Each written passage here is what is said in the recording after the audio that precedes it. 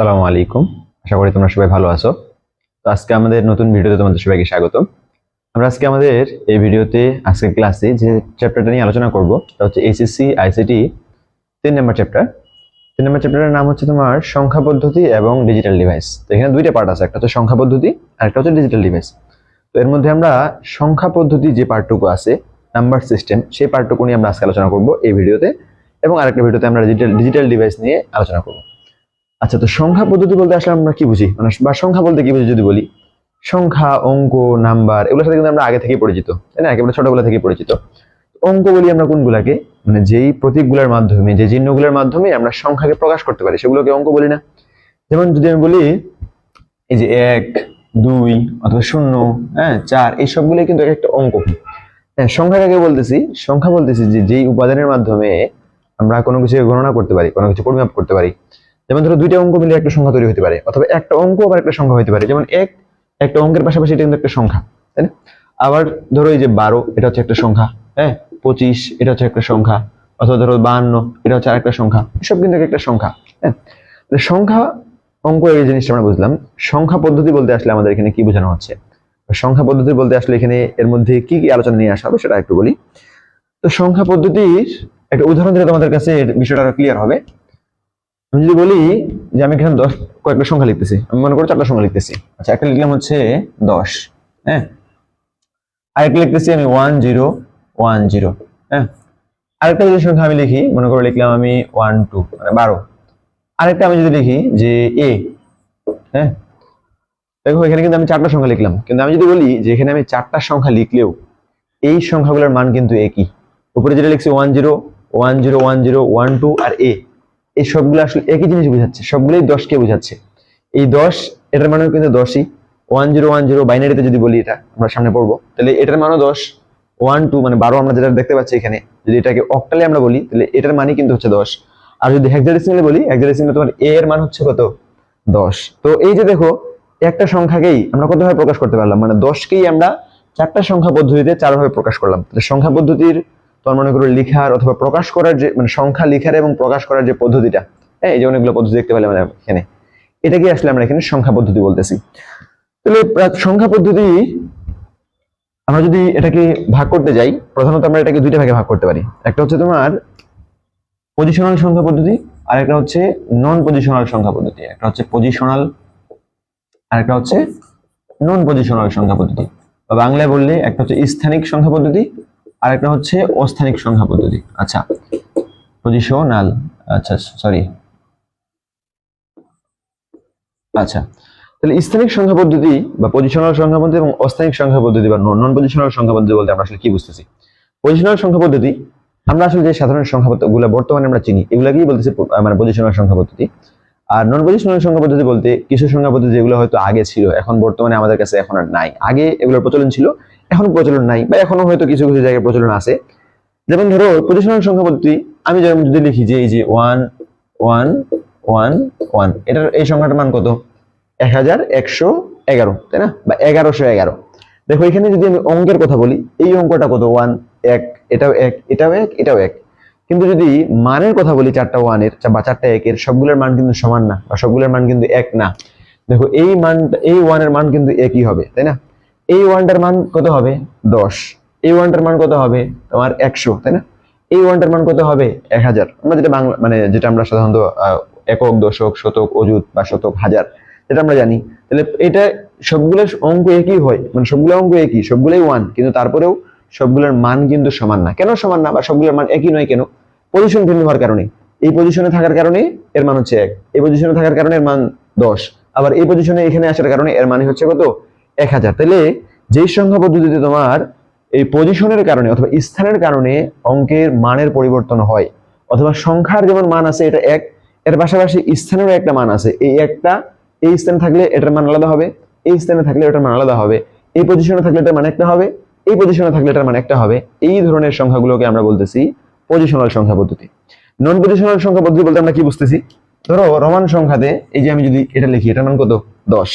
এখন এটা আমি যেখানেই লিখি না কেন, এটা আমি যেখানেই লিখি না কেন, ধরো এর আগে সংখ্যা লিখলাম, এর পরের সংখ্যা লিখলাম, যেখানে লিখি এটার মান 10ই হবে। এরপর আমি যদি বলি এম এর মান হচ্ছে তোমার 1000, তাই না? এটা তুমি যেখানে লিখো না কেন, একটা সংখ্যার আগে লিখো পরে লিখো, হ্যাঁ যেখানেই লিখো, এটার মানের কিন্তু কোনো চেঞ্জ হবে না, মানে স্থানের পরিবর্তনের কারণে এই এম এর মান যে 1000 এটার কোনো চেঞ্জ হবে না, কোনো পরিবর্তন হবে না। তো এই জন্য আমরা এগুলোকে বলতেছি নন পজিশনাল সংখ্যা পদ্ধতি বা অস্থানিক সংখ্যা পদ্ধতি, যে সংখ্যা পদ্ধতিতে শুধুমাত্র সংখ্যাটার মান আছে কিন্তু এটার অবস্থানের বা স্থানের বা পজিশনের কোনো মান নাই, বা অবস্থানের পরিবর্তনের কারণে ওই সংখ্যাটার মানের কোনো পরিবর্তন হয় না। আচ্ছা দেখো, তাহলে আমরা আজকে মূলত আমরা যে সংখ্যা পদ্ধতি পড়বো বা আমরা যেগুলো নিয়ে আজকে আলোচনা করব, মূলত আমরা নন পজিশনাল সংখ্যা পদ্ধতি নিয়ে কোনো আলোচনা করব না, কারণ নন পজিশনাল সংখ্যা পদ্ধতি এগুলো বর্তমানে খুব একটা ব্যবহৃত হয় না। আগে হয়তো এটা পজিশনাল সংখ্যা পদ্ধতি আবিষ্কার হওয়ার আগে এটার হয়তো অনেক ব্যবহার ছিল। তো আমরা শুধুমাত্র পজিশনাল সংখ্যা পদ্ধতি নিয়ে আমরা আলোচনা করব। তাহলে পজিশনাল সংখ্যা পদ্ধতি, এটাকে যদি আমরা ভাগ করতে যাই, যে পজিশনাল সংখ্যা পদ্ধতি, এটাকে আমরা কয়টা ভাগে ভাগ করতে পারি? এটাকে মূলত আমরা 4টা ভাগে ভাগ করতে পারি। একটা হচ্ছে তোমার দশমিক সংখ্যা পদ্ধতি, আরেকটা হচ্ছে বাইনারি সংখ্যা পদ্ধতি, আরেকটা হচ্ছে অক্টাল সংখ্যা পদ্ধতি, আরেকটা হচ্ছে তোমার হেক্সাডেসিমাল সংখ্যা পদ্ধতি, হেক্সাডেসিমাল সংখ্যা পদ্ধতি। আচ্ছা, তো এই সংখ্যা পদ্ধতিগুলা কোনটা আসলে কি বোঝাচ্ছে এটা বলার আগে তোমাদেরকে আরেকটা কথা বলি, সেটা হচ্ছে সংখ্যা পদ্ধতির ভিত্তি। সংখ্যা পদ্ধতির ভিত্তি বলতে আমরা আসলে কি বুঝি? দেখো একটু যেটা দেখাইলাম, মনে করো আমি লিখলাম যে 1 1 1 1, তাহলে এই যে এই 1টার মান 1, তাই না? এটার মান 10, এটার মান 100, এটার মান হচ্ছে তোমার 1000। তাহলে প্রত্যেকটা পজিশনে, প্রত্যেকটা অবস্থানে সংখ্যার মানটা কত গুণ করে বৃদ্ধি পাচ্ছে বলো দেখি? এখানে 1, এটার মান 10, তাহলে কত গুণ বৃদ্ধি পাইছে? 10 গুণ বৃদ্ধি পাইছে, তাই না? এখানে এটার মান হচ্ছে 10 আর এটার মান হচ্ছে কত? 100, তাহলে কত গুণ বৃদ্ধি পাইছে? এখান থেকে এখানে কত গুণ বৃদ্ধি পাইছে? 10 থেকে 100, 10 গুণ, তাই না? এটার মান হচ্ছে এখানে 100 আর এটার মান হচ্ছে 1000, তাহলে 100 থেকে 1000 কত গুণ বৃদ্ধি পাইছে? এখানেও বৃদ্ধি পাইছে কত গুণ? 10 গুণ। তাহলে এটাই হচ্ছে সংখ্যা পদ্ধতির ভিত্তি। তাহলে প্রত্যেকটা অবস্থান পরিবর্তন হওয়ার সাথে সাথে যদি সংখ্যা পদ্ধতি 10 গুণ বৃদ্ধি পায়, তাহলে আমরা বলবো যে এই সংখ্যা পদ্ধতির ভিত্তি হচ্ছে 10। যদি এরকম হয় যে 2 গুণ বৃদ্ধি পাচ্ছে, যে এটার মান এখানে 1 বসালে মানে এর মানে একই থাকতেছে, এখানে 1 বসালে এর মান হয়ে যাচ্ছে 2, এখানে 1 বসালে এর মান হয়ে যাচ্ছে 4, এখানে 1 বসালে এর মান হয়ে যাচ্ছে তার চাইতে ডবল 8, তাহলে আমরা বলবো যে যেহেতু 2 গুণ করে বৃদ্ধি পাচ্ছে, তাহলে ওই সংখ্যা পদ্ধতির ভিত্তি হবে 2। যদি এরকম দেখা যায় যে একই সংখ্যা এভাবে লেখার কারণে প্রত্যেকটা অবস্থানের কারণে 8 গুণ করে বৃদ্ধি পাচ্ছে, তাহলে আমরা বলবো যে এটার ভিত্তি হচ্ছে 8। যদি 10 গুণ বৃদ্ধি পায় 10, যদি 20 গুণ বৃদ্ধি পায়, তাহলে আমরা বলবো যে এই সংখ্যা পদ্ধতির ভিত্তি হচ্ছে কত? 20। তাহলে দেখো এখানে যে সংখ্যা পদ্ধতিগুলো ভাগ করা হলো, বা যেই 4টা সংখ্যা পদ্ধতির কথা আমি এখানে লিখলাম, এই সবগুলো আসলে সংখ্যা পদ্ধতির ভিত্তির উপরে ভিত্তি করে, মানে ভিত্তির উপরে বা ভিত্তির দিকে খেয়াল রেখে আসলে এটাকে 4টা ভাগে ভাগ করা হচ্ছে। দশমিক সংখ্যা পদ্ধতির মানে বুঝতে পারছো 10, দশমিক মানে 10, তাহলে এই যে সংখ্যা পদ্ধতির ভিত্তি হচ্ছে 10 তাকে বলা হচ্ছে দশমিক সংখ্যা পদ্ধতি। বাইনারি, বাই মানে হচ্ছে 2, তাহলে যে সংখ্যা পদ্ধতির ভিত্তি হচ্ছে 2 তাকে বলা হয় বাইনারি সংখ্যা পদ্ধতি। অক্টাল, অক্টাল বা অক্ট মানে হচ্ছে 8, তাহলে যে সংখ্যা পদ্ধতির ভিত্তি হচ্ছে তোমার 8 সেটাকে বলা হচ্ছে অক্টাল সংখ্যা পদ্ধতি। আর হেক্সাডেসিমাল, হেক্সা মানে হচ্ছে 6, হ্যাঁ তোমরা এই সংখ্যাটার সাথে অনেকে পরিচিত আছো। আর ডেসিমাল মানে তো ওই যে আগেটা দেখতো দশমিক, ডেসিমাল মানে হচ্ছে দশমিক, তাহলে হেক্সা মানে 6 আর ডেসিমাল মানে হচ্ছে দশমিক, মানে ডেকা মানে হচ্ছে 10, তাহলে যে মানে 16, 6 আর 10 হচ্ছে 16, তাহলে যেই সংখ্যা পদ্ধতির ভিত্তি হচ্ছে 16 বা 16, সেই সংখ্যা পদ্ধতিকে আমরা বলতেছি তোমার হেক্সাডেসিমাল। বুঝতে পারছো আশা করি? যে সংখ্যা পদ্ধতির ভিত্তি 10 তাকে বলতেছি দশমিক সংখ্যা পদ্ধতি, যে সংখ্যা পদ্ধতির ভিত্তি 2 তাকে বলতেছি বাইনারি সংখ্যা পদ্ধতি, যে সংখ্যা পদ্ধতির ভিত্তি হচ্ছে 8 তাকে বলতেছি অক্টাল সংখ্যা পদ্ধতি, এবং যে সংখ্যা পদ্ধতির ভিত্তি হচ্ছে 16 তাকে আমরা বলতেছি হেক্সাডেসিমাল সংখ্যা পদ্ধতি। আচ্ছা, এই সংখ্যা পদ্ধতিগুলোর আরেকটা বৈশিষ্ট্য বলি, যে যেই সংখ্যা পদ্ধতির ভিত্তি যত, সেই সংখ্যা পদ্ধতিতে আসলে অঙ্ক থাকবে ততগুলা। অঙ্ক তোমাদেরকে একটু আগেই বলছি যে প্রতীকগুলোর মাধ্যমে আমরা হচ্ছে সংখ্যা গঠন করি, মানে 1 2, যেমন আমরা যে সংখ্যাগুলো ব্যবহার করি বর্তমানে, এটাকে বলা হয় দশমিক সংখ্যা পদ্ধতি। এখানে সংখ্যা কত আছে? 0 থেকে 9 পর্যন্ত, 0 1 2 3 4 5 6 7 8 9 পর্যন্ত, তাই না? তাহলে যে সংখ্যা পদ্ধতির ভিত্তি যত, সেই সংখ্যা পদ্ধতিতে তোমার অঙ্ক থাকবে ঠিক ততগুলা। তাহলে দশমিক সংখ্যা পদ্ধতি, তাহলে এখানে ভিত্তি যেহেতু 10, তাহলে অঙ্ক থাকতে হবে কয়টা? 10টা অঙ্ক থাকতে হবে। সেই 10টা অঙ্কই হচ্ছে 0 1 2 3 4 5 6 7 8 9, এই যে 10টা সংখ্যা পদ্ধতি, এই হচ্ছে 10টা অঙ্ক। আচ্ছা, বাইনারির তোমার হচ্ছে ভিত্তি হচ্ছে 2, সুতরাং এখানে অঙ্ক থাকতে হবে 2টা, তাহলে সেই 2টা অঙ্ক কি? এখানে মাত্র 2টা অঙ্ক, 0 আর 1, এছাড়া এখানে আর অন্য কোনো অঙ্ক নাই। আচ্ছা, অক্টাল সংখ্যা পদ্ধতি, এর হচ্ছে তোমার ভিত্তি হচ্ছে 8, তার মানে এখানে অঙ্ক থাকতে হবে 8টা। সেই 8টা অঙ্ক কি? 0 1 2 3 4 5 6 7, এই 8টা হচ্ছে তোমার অক্টাল সংখ্যা পদ্ধতির সংখ্যা। তার মানে অক্টাল সংখ্যা পদ্ধতিতে 8 9 এইরকম বলতে আসলে কোনো কিছু নাই, মানে 8 আছে কিন্তু 8 এর যে প্রতীক আমরা ব্যবহার করি 8, হ্যাঁ এই প্রতীক আসলে অক্টাল সংখ্যা পদ্ধতি নাই। বাইনারিতে শূন্য আর এক ছাড়া অন্য কোনো অঙ্ক, অন্য কোনো প্রতীক এখানে আসলে নাই। হেক্সাডেসিমাল হচ্ছে তোমার এটা একটু বেশি, তাই না? 16টা সংখ্যা আমরা তাহলে কোথায় পাবো? তাহলে এই 16টা সংখ্যা এটা হচ্ছে 0 1 2 3 4 5 6 7 8 9। এই যে আমাদের যে আমরা যে তোমার 10টা সংখ্যা, 10টা অঙ্ককে আমরা সাধারণত জানি 0 থেকে 9 পর্যন্ত। এর বাইরে কিন্তু আমাদের আর কোনো সংখ্যা সেভাবে পরিচিত না আমরা সেটার সাথে। তো এই কারণে হেক্সাডেসিমালের বাকি যে সংখ্যাগুলো, হেক্সাডেসিমাল তো অবশ্যই যেহেতু এর ভিত্তি হচ্ছে 16, ভিত্তি যত অঙ্ক হইতে হবে ততগুলা, তাহলে বাকি অঙ্কগুলো আমরা কোথায় পাবো? তো বাকি অঙ্কগুলোকে এখানে লেটার দিয়ে প্রকাশ করা হয়। তাহলে 9 পর্যন্ত আমরা প্রকাশ করলাম, এই যে এটাকে বলা হচ্ছে 10, এটাকে বলা হচ্ছে 10। এরপরে বিটাকে বলা হচ্ছে তোমার 11, সিটাকে বলা হচ্ছে 12, ডিটাকে বলা হচ্ছে 13, ইটাকে বলা হচ্ছে 14 এবং এফটাকে বলা হচ্ছে 15। তাহলে এই দেখো 0 থেকে শুরু করে এফ পর্যন্ত এই যে 16টা প্রতীক, 16টা অঙ্ক, এই 16টা অঙ্ক আসলে হেক্সাডেসিমাল ব্যবহৃত হয়। তাহলে আশা করি বিষয়টা বুঝতে পারছো যে যেই সংখ্যা পদ্ধতির ভিত্তি যত, সেই সংখ্যা পদ্ধতিতে অঙ্ক বা প্রতীকও থাকবে ততগুলা। দশমিকের প্রতীকে যে 10টা, এবং আমরা যে সংখ্যাগুলো ব্যবহার করি আমরা আসলে সাধারণত সময়ে দশমিক সংখ্যা পদ্ধতি ব্যবহার করি। বাইনারির 2টা 0 এবং 1, অক্টালের হচ্ছে 0 থেকে 7 পর্যন্ত এই 8টা, এবং হেক্সাডেসিমালের হচ্ছে আমাদের যে 10টার সাথে আমরা পরিচিত, এই 10টার সাথে A B C D E F পর্যন্ত, অর্থাৎ 10 11 12 13 14 15 পর্যন্ত এই 16টা সংখ্যা এখানে রয়েছে। আচ্ছা, এখন আমরা আরেকটু গভীরে আলোচনা যাব, বা সংখ্যা পদ্ধতির ভিতরে আমরা মানে ডিপে আমরা প্রবেশ করবো আরেকটু। আমরা এখন দেখব যে একটা সংখ্যা পদ্ধতি, এই দশমিক নিয়ে আলোচনার কোনো কিছু নাই, দশমিকের সবকিছু আমাদের জানা, তাই না? দশমিকে 10-এর মান আমরা যেটা ব্যবহার করি, 10-এর মানে 10ই, 20-এর মান 20, 30-এর মান 30, তাই না? 40-এর মান 40। কিন্তু অন্য সংখ্যা পদ্ধতিগুলো নিয়ে একটু আলোচনার বিষয় আছে। হ্যাঁ, অন্য সংখ্যা পদ্ধতিগুলোতে এখানে মানে এই দুইটা সংখ্যা দিয়ে বা দুইটা প্রতীক দিয়ে কিভাবে অনেক বড় বড় সংখ্যা গঠন করা যায়, এখানে 8টা দিয়ে কিভাবে বেশি অনেক গঠন করা যায়, অথবা এখানে 16টা, এই 16টা দিয়ে কিভাবে সংখ্যা গঠন করা হয়, সে বিষয়গুলো আমরা আসলে এখানে এখন দেখবো। আচ্ছা, তাহলে এই এখানে এটা আমি মিশিয়ে দিচ্ছি। আচ্ছা, তাহলে আমরা বললাম যে দশমিক নিয়ে আমরা কোনো কথা বলবো না, তাহলে আমরা চলে যাচ্ছি সরাসরি বাইনারি সংখ্যা পদ্ধতিতে। হ্যাঁ, বাইনারি। বাইনারির ভিত্তি হচ্ছে কত? 2। এবং ভিত্তি লেখার নিয়মটা আমি বলে দিই। ধরো বাইনারির যে কোনো একটা সংখ্যা লিখতেছো, বাইনারির সংখ্যা লেখার সময় তুমি কি অবশ্যই 1 আর 0 এছাড়া অন্য কিছু ব্যবহার করতে পারবে না। তাহলে বাইনারির সংখ্যা হতে পারে একটা 1 1, এটা একটা বাইনারির সংখ্যা হতে পারে, তাই না? অথবা হচ্ছে 0 1 0, এটা একটা বাইনারির সংখ্যা হতে পারে, তাই না? 1 0 1, এটা একটা বাইনারির সংখ্যা হতে পারে। আমি যদি বলি 2 1, এটা একটা বাইনারির সংখ্যা, এটা কি হতে পারে? না, এটা কখনো একটা বাইনারির সংখ্যা হতে পারে না, কারণ বাইনারিতে 0 1 1 এর বাইরে অন্য কোনো প্রতীকই নেই। সুতরাং বাইনারিতে 2 কখনো তুমি ব্যবহার করতে পারবে না। আচ্ছা, তাহলে ভিত্তি লেখার ক্ষেত্রে নিয়মটা বলে দিই, ভিত্তিটা কিভাবে লিখতে হয়। আমরা সাধারণত যে সংখ্যা ব্যবহার করি, আমি বললাম যে সবগুলো দশমিক, এই কারণে আলাদা করে ভিত্তি লেখার প্রয়োজন হয় না। কিন্তু এই সংখ্যা পদ্ধতিগুলোতে ভিত্তি লিখে দিতে হয়। আর ভিত্তি যেহেতু 2 বাইনারির, এই যে এখানে ছোট করে বা সাবস্ক্রিপ্ট আকারে যেটা বলা হয়, এখানে 2 লিখে দিতে হবে, এখানে হচ্ছে তোমার 2 লিখে দিতে হবে, এখানে হচ্ছে তোমার কত লিখে দিতে হবে? 2 লিখে দিতে হবে। মানে ভিত্তিটা যদি অক্টাল সংখ্যা গঠন করতে চাও, তাহলে এখানে ভিত্তির জায়গাতে নিচে ছোট করে তোমার 8 লিখে দিতে হবে, হেক্সাডেসিমাল হলে ছোট করে তোমার 16 লিখে দিতে হবে, আর দশমিক হলে ছোট করে তোমার হচ্ছে 10 লিখে দিতে হবে। আর সাধারণত আমরা যেহেতু একটাই ব্যবহার করি, এটা আমরা আমাদের লেখার প্রয়োজন হয় না। কিন্তু তোমাদের পরীক্ষাতে অথবা এই চ্যাপ্টারটা পড়ার সময় বা এই চ্যাপ্টারের ম্যাথগুলো করার সময় তোমাদের ভিত্তিটা আসলে এভাবে উল্লেখ করে দিতে হবে এখানে। আচ্ছা, এখন যদি আমি তোমাদেরকে বলি যে এটার মানটা আসলে কত, এটা একটু বলে দিই। যদিও আমরা মান বের করা নিয়ে অথবা একটা থেকে কিভাবে আরেকটাতে রূপান্তর করা যায় সেটা নিয়ে বিস্তারিত পড়বো। এইগুলোর মান কত? এই যে 1 1 লিখলাম, আমি বললাম যে বাইনারি সংখ্যা পদ্ধতি, এটার মানে কি 11, এটার মানে কি 10, বা এটার মানে কি 101? এরকমটা আসলে না। হ্যাঁ, এটার মান কিন্তু আসলে 11 না। আমি যদি বলি এটার মান হচ্ছে তোমার 3, এই যে 1 0, এটার মান হচ্ছে 2, 1 0 1, এটার মান হচ্ছে তোমার 5। ঠিক আছে?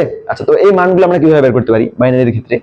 এটা আমি দেখো, বাইনারির ভিত্তি যেহেতু 2, তাহলে 2 গুণ করে পারবে, তাই না? তাহলে তুমি প্রথমে এখানে লিখো 1, হ্যাঁ, এটাকে 2 গুণ বাড়াও, তাহলে 2, এটাকে আবার 2 গুণ বাড়াও, তাহলে হচ্ছে 4, আবার 2 গুণ বাড়াও, তাহলে হচ্ছে কত? 8। আচ্ছা, এই পর্যন্ত থাকা আপাতত। হ্যাঁ, তাহলে এখন দেখো আমরা এই ছকটা এভাবে লিখে নিলাম, 1 2 4 8, এটুকু আমরা লিখে নিলাম, হ্যাঁ, মানটা বের করার জন্য। এরপরে এখানে তোমার যে সংখ্যাগুলো আছে বা যে সংখ্যাটা তুমি মান বের করতে যাও, সেই সংখ্যাটা ওখানে বসাই দাও।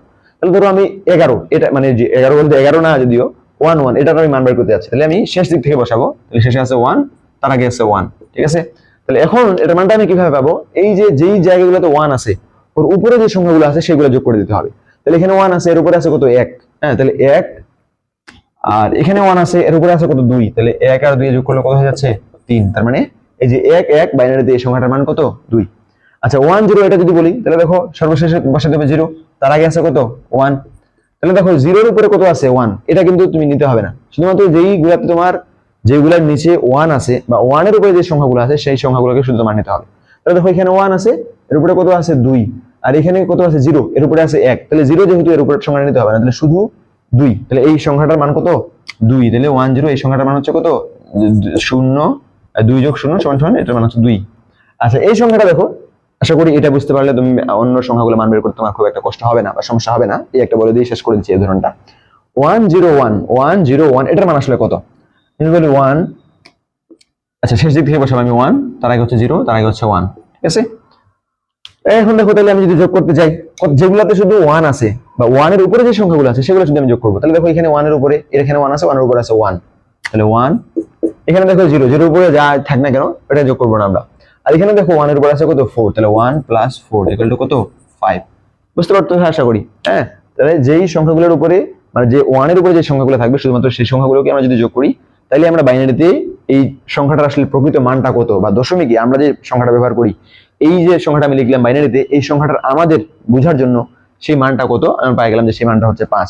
তো এইভাবে আমরা যে কোনো সংখ্যা আসলে গঠন করতে পারি। আচ্ছা এর বিপরীতটা যদি বলি যে অন্য তুমি এবার সংখ্যা গঠন করতে পারো কিভাবে, মনে করো তুমি চাচ্ছ যে 12, এটার বাইনারি মান কত, হ্যাঁ 12 এর বাইনারি মান কত এটা তুমি ব্যবহার করতে চাও, এটা তুমি বের করতে চাচ্ছ মনে করো, তো এটা তুমি কিভাবে করবা, তুমি তো দেখলা যে 5 এর বাইনারি মান এটা, 3 এর বাইনারি মান এটা, 2 এর বাইনারি মান এটা, 12 এর বাইনারি মান কত হবে কিভাবে বের করবা, এটাও খুবই সহজ, এই ছকটা থেকে তুমি করতে পারবা।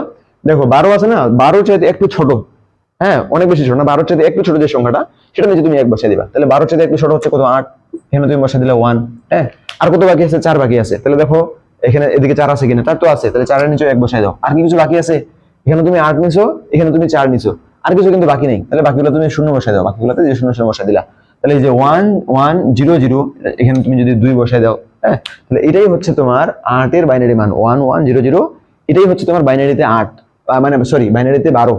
তুমি তোমাকে যদি বলা হয় যে 12টাকে বাইনারিতে প্রকাশ করো তখন তুমি কিন্তু এই সংখ্যাটাই লিখে দিবা, ঠিক আছে। তো এমসিকিউ তে এই বিষয়গুলো আসে, তো যদিও এটা আমি তোমাদেরকে মানে একটু ফিল নেওয়ার জন্য উপলব্ধি করার জন্য বিষয়টা বুঝাইলাম, কিন্তু আমরা আসলে একটা সংখ্যা থেকে কিভাবে সংখ্যা অন্য সংখ্যাতে যেতে হয় এটা নিয়ে সামনে আমরা বিস্তারিত আলোচনা করব। এবং তোমার পরীক্ষাতে এই জায়গা থেকে একটা প্রশ্ন থাকবেই, এটা নিশ্চিত কমন থাকবে একটা প্রশ্ন, যে তোমাকে একটা সংখ্যা দিবে, হতে পারে বাইনারিতে দিবে অথবা হেক্সাডেসিমালে দিবে অথবা অক্টালে দিবে, বলবে যে এটাকে তুমি দশমিকে প্রকাশ করো, অথবা দশমিকে দিবে বলবে যে এটার বাইনারি মানটা কত হবে, বাইনারিটা বের করো, মানে একটা থেকে আরেকটাতে রূপান্তর করতে বলবে। আচ্ছা ওটা আমরা যাচ্ছি, তার আগে একটু দেখো এই সংখ্যাগুলোকে যদি আমরা যোগ করতে চাই তাহলে যোগ করবো কিভাবে, বাইনারি সংখ্যাকে যদি আমি যোগ করতে চাই তাহলে আমরা যোগ করবো কিভাবে, মানে আমি দেখো বাইনারি অন্যগুলো একসাথে বলে দিচ্ছি, অক্টাল আরেকটা হচ্ছে হেক্সাডেসিমাল।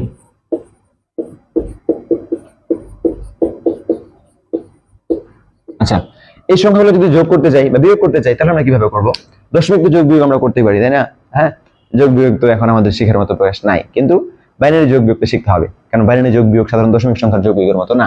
আচ্ছা তাহলে বাইনারি অক্টাল এবং হেক্সাডেসিমাল সবগুলোর নিয়ম কিন্তু একই, বলতে গেলে দশমিকের যে নিয়ম সেই নিয়মটাই, কিন্তু যেহেতু ভিত্তিটা আলাদা আমাদের বুঝতে একটু সমস্যা হবে এই জন্য বলে দিচ্ছি আর কি। তাহলে মনে করো বাইনারিটা আমি যোগ করতে যাচ্ছি 1 1 0 1, হ্যাঁ নিচে একটা সংখ্যা আছে ধরো 1 0 1 দিলাম, হ্যাঁ এই সংখ্যাটাকে আমি যোগ করতে চাই, ঠিক আছে।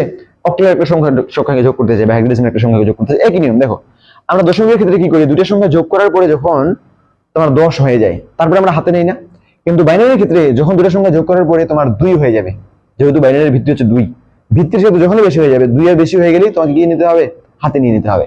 এখানে দেখো অক্টালের ক্ষেত্রে ভিত্তি হচ্ছে 8, তো দুটো সংখ্যা যোগ করার পরে যখন তোমার মানটা 8 এর সাথে বেশি হয়ে যাচ্ছে তখন তুমি হাতে 1 নিয়ে নিবা। আর হেক্সাডেসিমালের ক্ষেত্রে যখন দুটো সংখ্যা যোগ করার পরে তোমার মানটা 16 এর সাথে বেশি হবে তখন তুমি এক হাতে নিয়ে নিবা, মানে 1 হাতে নিয়ে তার আগের সংখ্যাটাতে বসাবা, তাই না। দশমিকের ক্ষেত্রে আমরা কি করতাম, যখন 10 হয়ে যেত দুটোর মান, যে উপরে 5 নিচে 5, তাহলে 5 10 10 আমরা 10 এর জন্য 0 বসাতাম, 1 হাতে রাখতাম। কিন্তু বাইনারির ক্ষেত্রে যখন 2 হয়ে যাবে মানে ভিত্তির সমান যখন হবে তখনই আমরা হাতে 1 নিয়ে নেব। তাহলে দেখো এখানে 1 আর 1 কত 2, তাই না, বাইনারির ভিত্তিও কিন্তু 2, তাহলে 2 হয়ে গেলে আমরা বললাম যে হাতে নিয়ে নিব, তাহলে 2 এর জন্য এখানে আমরা 0 বসাবো, হাতে আছে আমাদের 1, তাহলে দেখো 0 এখানে 0 0 0 0 ওই হাতে একটা আমরা এখানে বসাই দেব, হ্যাঁ এখানে দেখো 1 এখানে দেখো 1 1 আর 1 কত হয় 2, তাহলে 2 আমাদের হচ্ছে বাইনারির ভিত্তি, তার মানে ভিত্তির সমান হয়ে গেছে, এখন আমরা হাতে নিতে হবে, তাহলে 2 এর জন্য 0 বসাবো, আমরা হাতে নিব 1, তাহলে দেখো 1 আর 1 যোগ করলে আবার 2, এখন যেহেতু সামনে আর কোনো কিছু নাই অথবা আমরা 2 এর জন্য 0 বসা দিচ্ছি, 2 হইলে আমরা হাতে 1 নিব, হাতে 1 আছে আমাদের, সামনে দেখো কোনো কিছু নেই, তাহলে হাতে একটা আমরা কি করে দিচ্ছি এখানে বসাই দিচ্ছি। তাহলে এই যে এগুলো এটাকে যদি আমরা যোগ করতে দেয় বাইনারিতে আমাদেরকে যোগ করতে ধরো মনে করো 2 2 আছে, এখানে 2 আছে, তাহলে এই দুটো কিন্তু আমরা এইভাবে যোগ করতে পারি। সবগুলোর ক্ষেত্রে নিয়ম কিন্তু একই, অক্টালের ক্ষেত্রেও একই, শুধুমাত্র ভিত্তিটা আলাদা, তার মানে 8 এর বেশি হয়ে গেলে তোমাকে হাতে নিয়ে নিতে হবে, আর এটার ক্ষেত্রে 16 এর বেশি যখনই হয়ে যাবে তোমাকে এখানে তখনই 1 হাতে নিয়ে নিতে হবে, এবং এটা আগের যে সংখ্যাটা আছে অথবা তোমার বাম পাশে যে সংখ্যাটা আছে সেটার সাথে তোমাকে যোগ করে দিতে হবে। আচ্ছা, বিয়োগ করার ক্ষেত্রে বিয়োগের কথা বলি। দেখো এই দুটো সংখ্যাই আসলে আমরা বিয়োগ করতে চাই। হ্যাঁ, তাহলে মনে করো আচ্ছা 1 1 0 1। আচ্ছা, একটু আলাদা সংখ্যা দেখাই। আচ্ছা, উপরে 0 দিই বেশি, তাহলে সুবিধা হবে আমাদের। সুবিধাটা কি সেটাই বলতেছি, বা একেবারে তোমরা নিয়মটা বুঝে যাবা। আমি দিলাম হচ্ছে এখানে 1 1 1। হ্যাঁ, এটা আমি বিয়োগ করতে চাই। তাহলে দেখো বিয়োগ করার ক্ষেত্রে সমস্যা কোথায়, যে আমাদের উপরের সংখ্যাটা কত হয়ে যাচ্ছে, উপরের সংখ্যাটা মানে যখন আমাদের দশমিক সাধারণ বিয়োগের কথা যদি বলি, উপরের সংখ্যাটা যখন আমাদের 10 মানে নিচের সংখ্যাটা থেকে উপরের সংখ্যাটা যখন ছোট হয়, তখন আমরা কি করি, উপরে 10 যোগ করি, তাই করি না? উপরে 2 থাকলে এটাকে 12 ধরি, উপরে 3 থাকলে এটাকে 13, উপরে 5 থাকলে সেটাকে 15 ধরি। তো এগুলোর ক্ষেত্রে আমরা কি করবো, বাইনারি অক্টাল অথবা হেক্সাডেসিমালের ক্ষেত্রে কি করবো, এরকমই করবো কি, উপরেটাকে 10 ধরবো, উপরে 0 আছে 10 ধরবো, তা কিন্তু না। যদি বাইনারিতে হয় তাহলে উপরে আমরা 2 যোগ করবো, ঠিক আছে? যদি অক্টালে হয় তার মানে ভিত্তি 8, মানে ভিত্তির সমান সংখ্যা উপরে যোগ করবো যদি উপরেটা ছোট হয়। আবার বলতেছি, উপরের সংখ্যাটা যদি নিচেরটা যদি ছোট হয়, তাহলে বিয়োগ করার সময়ে উপরের সংখ্যাটার সাথে ভিত্তির সমপরিমাণ সংখ্যা তোমাকে যোগ করতে হবে। তার মানে বাইনারিতে উপরেটার সাথে 2 যোগ করতে হবে, অক্টালে হলে 8 যোগ করতে হবে, হেক্সাডেসিমালে হলে তোমার 16 যোগ করতে হবে। দেখো এখানে দেখাই, উপরে দেখো ছোট, উপরে হচ্ছে 0, নিচে হচ্ছে কত 1, তার মানে উপরে কত যোগ করতে হবে, এর ভিত্তি যোগ করতে হবে। ভিত্তি হচ্ছে 2 বাইনারির, তাহলে 2 যোগ করলাম, তাহলে উপরে হচ্ছে 2, নিচে হচ্ছে কত 1, মানে মনে মনে উপরে 2, নিচে হচ্ছে 1, তাহলে 2 থেকে 1 বাদ দিলে কত হয়, 1 থাকে। তাহলে ওই 1টা দেখো আমি এখানে বসিয়ে দিচ্ছি। হ্যাঁ, তাহলে ওই যে হাতে নিয়েছিলাম ওটা কি করতে হয় দশমিকের ক্ষেত্রে, তার বাম পাশের যে তোমার নিচের সংখ্যাটা সাথে যোগ করে দিই। তাহলে দেখো 1 এখানে নিয়েছিলাম, তো ওই 1টাকে এখানে যোগ করে দিচ্ছি, 1 আর 1 কত হচ্ছে 2, আর উপরে কত আছে, উপরে আবার ছোট, তাহলে উপরে আবার ওই বাইনারির ভিত্তি 2 যোগ করে দেবো।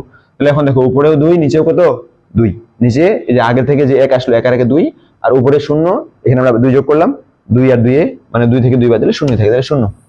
এখানে দেখো 1 থেকে 1 বাদ দিলে কত হয় 0, এখানে কত 1 আছে, নিচে কোনো কিছু নাই, তাহলে 1ই বসবে, তাই না? তাহলে এই যে দেখো বাইনারির ক্ষেত্রে এগুলো তোমার 2 দেওয়া থাকবে, এভাবে 2, বা তোমাকে 2 দিয়ে দিতে হবে, ভিত্তিটা বসিয়ে দিতে হবে এখানে। তাহলে দেখো এখান থেকে কি বুঝলা, যে বিয়োগ করার ক্ষেত্রে আবার দুটোই বলেছে, যোগ এবং বিয়োগ করার ক্ষেত্রে দুটোই বলি। যোগ করার ক্ষেত্রে যখনই তোমার দুটোর সংখ্যা যোগ করার পরে ভিত্তির চাইতে বেশি হয়ে যাবে, যে কোনো একটার ক্ষেত্রে হোক না কেন, ভিত্তির চাইতে বেশি হয়ে গেলে তোমাকে হাতে 1 নিয়ে নিতে হবে।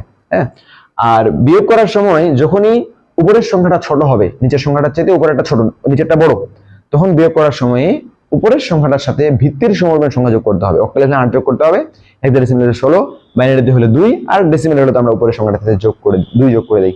আশা করি তোমরা এই সংখ্যাগুলোর যোগ বিয়োগ নিয়ে তোমাদের কোনো সমস্যা হবে না, এবং এগুলো একটু বেশি বেশি করে প্র্যাকটিস করবা, উত্তরগুলোর সাথে মিলাই দেখবা যে পারতেছো কিনা, তাহলে এগুলো নিয়ে আর কোনো সমস্যা থাকবে না। আচ্ছা দেখো, তাহলে আমরা আরেকটু গভীর আলোচনায় সংখ্যা পদ্ধতির আরেকটু গভীরে আমরা প্রবেশ করব। এখন আমরা যেটা পড়বো সেটা হচ্ছে সংখ্যা পদ্ধতির রূপান্তর। হ্যাঁ, মানে একটা সংখ্যা, মানে আমি যেটা লিখছিলাম একটু আগে, ওই প্রথম যেটা লিখছিলাম সেটাই আমি তোমাদেরকে আরেকটু লিখে দেখাই। আমি লিখছিলাম হচ্ছে 10, এটা ভিত্তি হচ্ছে তোমার 10, তার মানে এটা একটা ডেসিমেল সংখ্যা। আরেকটা লিখছিলাম 1010, এটা ভিত্তি হচ্ছে 2, তার মানে এটা একটা বাইনারি সংখ্যা। এরপরে আমি লিখছিলাম হচ্ছে 12, এখানে দিয়েছিলাম a, মানে দেইনি এটা, এখানে ধরে দিব আমি 8, তার মানে এটা একটা অক্টাল সংখ্যা। এরপর আমি লিখবো হচ্ছে a, আর এখানে লিখবো হচ্ছে 16 বা 16, এটা হচ্ছে একটা হেক্সাডেসিমাল সংখ্যা, দেখতে পাচ্ছ যেহেতু এর ভিত্তি হচ্ছে 16। দেখো এটা কিন্তু প্রথমে দেখাছিলাম তোমাদের। হ্যাঁ, বলছিলাম যে এই সংখ্যাগুলোর মান হচ্ছে আসলে একই। হ্যাঁ, দশমিকে এটার মান হচ্ছে 10, বাইনারিতে এটা 10, অক্টালে এটা 10, আর হেক্সাডেসিমালে এটা 10। তো এখন আমরা সংখ্যা পদ্ধতির রূপান্তর করবো, এই জিনিসটাই পড়বো যে এই যে বাইনারি সংখ্যা, মানে দশমিক সংখ্যাটাকে আমরা বাইনারিতে কিভাবে নিলাম, অথবা দশমিক থেকে আমরা তোমার হচ্ছে অক্টালে কিভাবে নিতে পারি, বা দশমিক থেকে হচ্ছে তোমার হেক্সাডেসিমালে কিভাবে নিতে পারি। আবার বিপরীতটাও, যে এখান থেকে দশমিকে কিভাবে নিতে পারি, মানে বাইনারি থেকে দশমিকে কিভাবে নিতে পারি, আর অক্টাল থেকে দশমিকে কিভাবে নিতে পারি, আবার হেক্সাডেসিমাল থেকে দশমিকে কিভাবে নিতে পারি। হ্যাঁ, আবার এর মাঝখানেও আরো দেখবো যে বাইনারি থেকে তুমি হচ্ছে কিভাবে অক্টাল নিতে পারো, অথবা বাইনারি থেকে কিভাবে হেক্সাডেসিমাল নিতে পারো। আবার এর বিপরীতটাও, যে অক্টাল থেকে কিভাবে বাইনারিতে নিতে পারো, অথবা হেক্সাডেসিমাল থেকে কিভাবে বাইনারিতে নিতে পারো।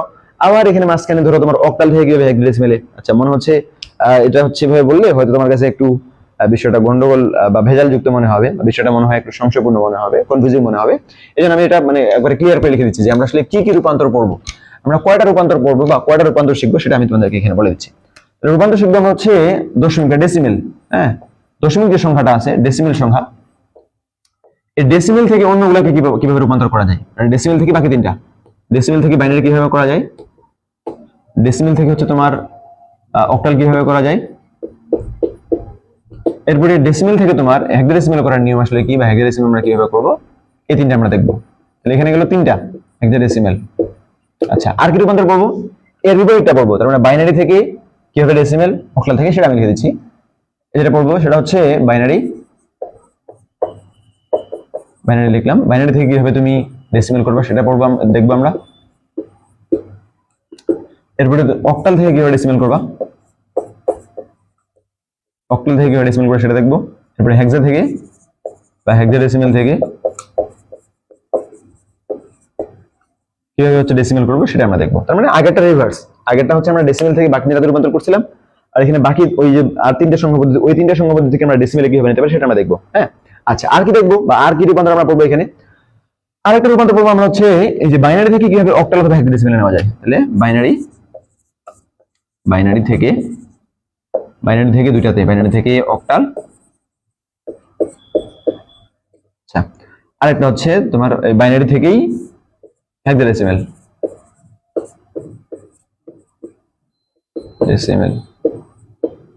আচ্ছা আরেকটা কি, তাহলে এই দুটো থেকে বাইনারিতে নেওয়া, বাইনারি থেকে এই অক্টাল নিলাম, হেক্সাডেসিমেল নিলাম। আচ্ছা এদিকে লিখে দিচ্ছি, আরেকটা হচ্ছে তোমার অক্টাল থেকে কিভাবে বাইনারিতে নেওয়া যায়।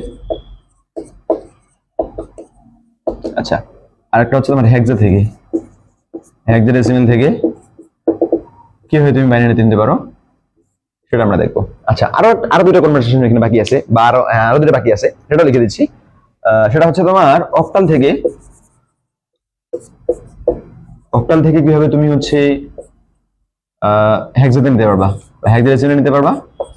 আরেকটা হচ্ছে বিপরীতটা, মানে হেক্সাডেসিমেল থেকে কিভাবে তুমি অক্টাল নিতে পারবা। আসলে বুঝতে পারছো যে আমরা কি পড়তে যাচ্ছি সামনে। ডেসিমেল থেকে কিভাবে তুমি বাকি তিনটাতে রূপান্তর করতে পারো, ওই তিনটা থেকে আবার কিভাবে ডেসিমেল নিতে পারো, বাইনারি থেকে কিভাবে অক্টাল এবং হেক্সাডেসিমেল নিতে পারো, আবার এর বিপরীতটা অর্থাৎ অক্টাল এবং হেক্সাডেসিমেল থেকে কিভাবে বাইনারিতে নিতে পারো, আর এখানে হচ্ছে অক্টাল থেকে হেক্সাডেসিমেল এবং হেক্সাডেসিমেল থেকে অক্টালে এই রূপান্তরগুলো তুমি কিভাবে করতে পারো। তো আমরা যদি বলি নিয়ম কয়টা পড়বো, এখানে নিয়ম পড়বো আমরা একটা, ডেসিমেল থেকে এই তিনটাতে করার জন্য একটা নিয়ম করলেই হয়ে যাবে।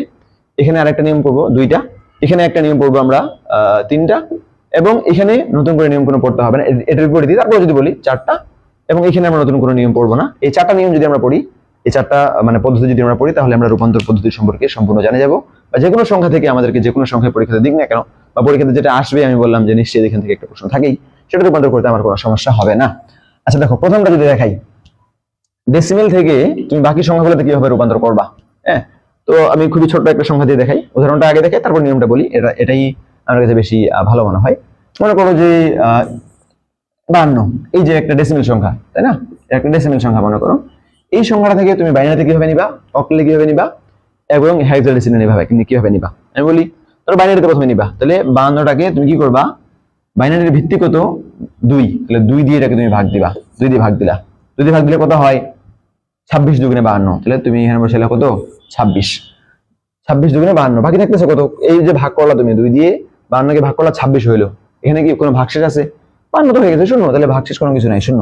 আচ্ছা এরপরে আবার এই যে 26 আছে না, যেটা ভাগফল আসলো, এটাকে তুমি আবার 2 দিয়ে ভাগ দাও, 2 দিয়ে ভাগ দিলে কত হয় 13 দুগুণে 26, তাহলে 13 বসাইলা। এইখানেও কি কোনো কিছু বাকি থাকলো, 13 দুগুণে তো 26 হয়ে গেল, 25 হলে 1 বাকি থাকতো, 24 হলে 2 বাকি থাকতো, তাহলে কিছুই বাকি নেই, তাহলে শূন্য আছে। আচ্ছা এরপরে যদি বলি 2 দিয়ে যদি তুমি ভাগ দাও 13 কি, তাহলে কত হয় 6 দুগুণে 12, এখানে দেখো কিন্তু 6 দুগুণে 12, বাকি আছে কত 1, 13 থেকে 12 দিলে 1 বাকি থাকে, তাহলে 1 বসে দিলাম। আবার তুমি যদি 2 দিয়ে ভাগ দাও তাহলে কত হবে 3 বার, এখানেও কিন্তু কিছু বাকি নেই, তার মানে শূন্য।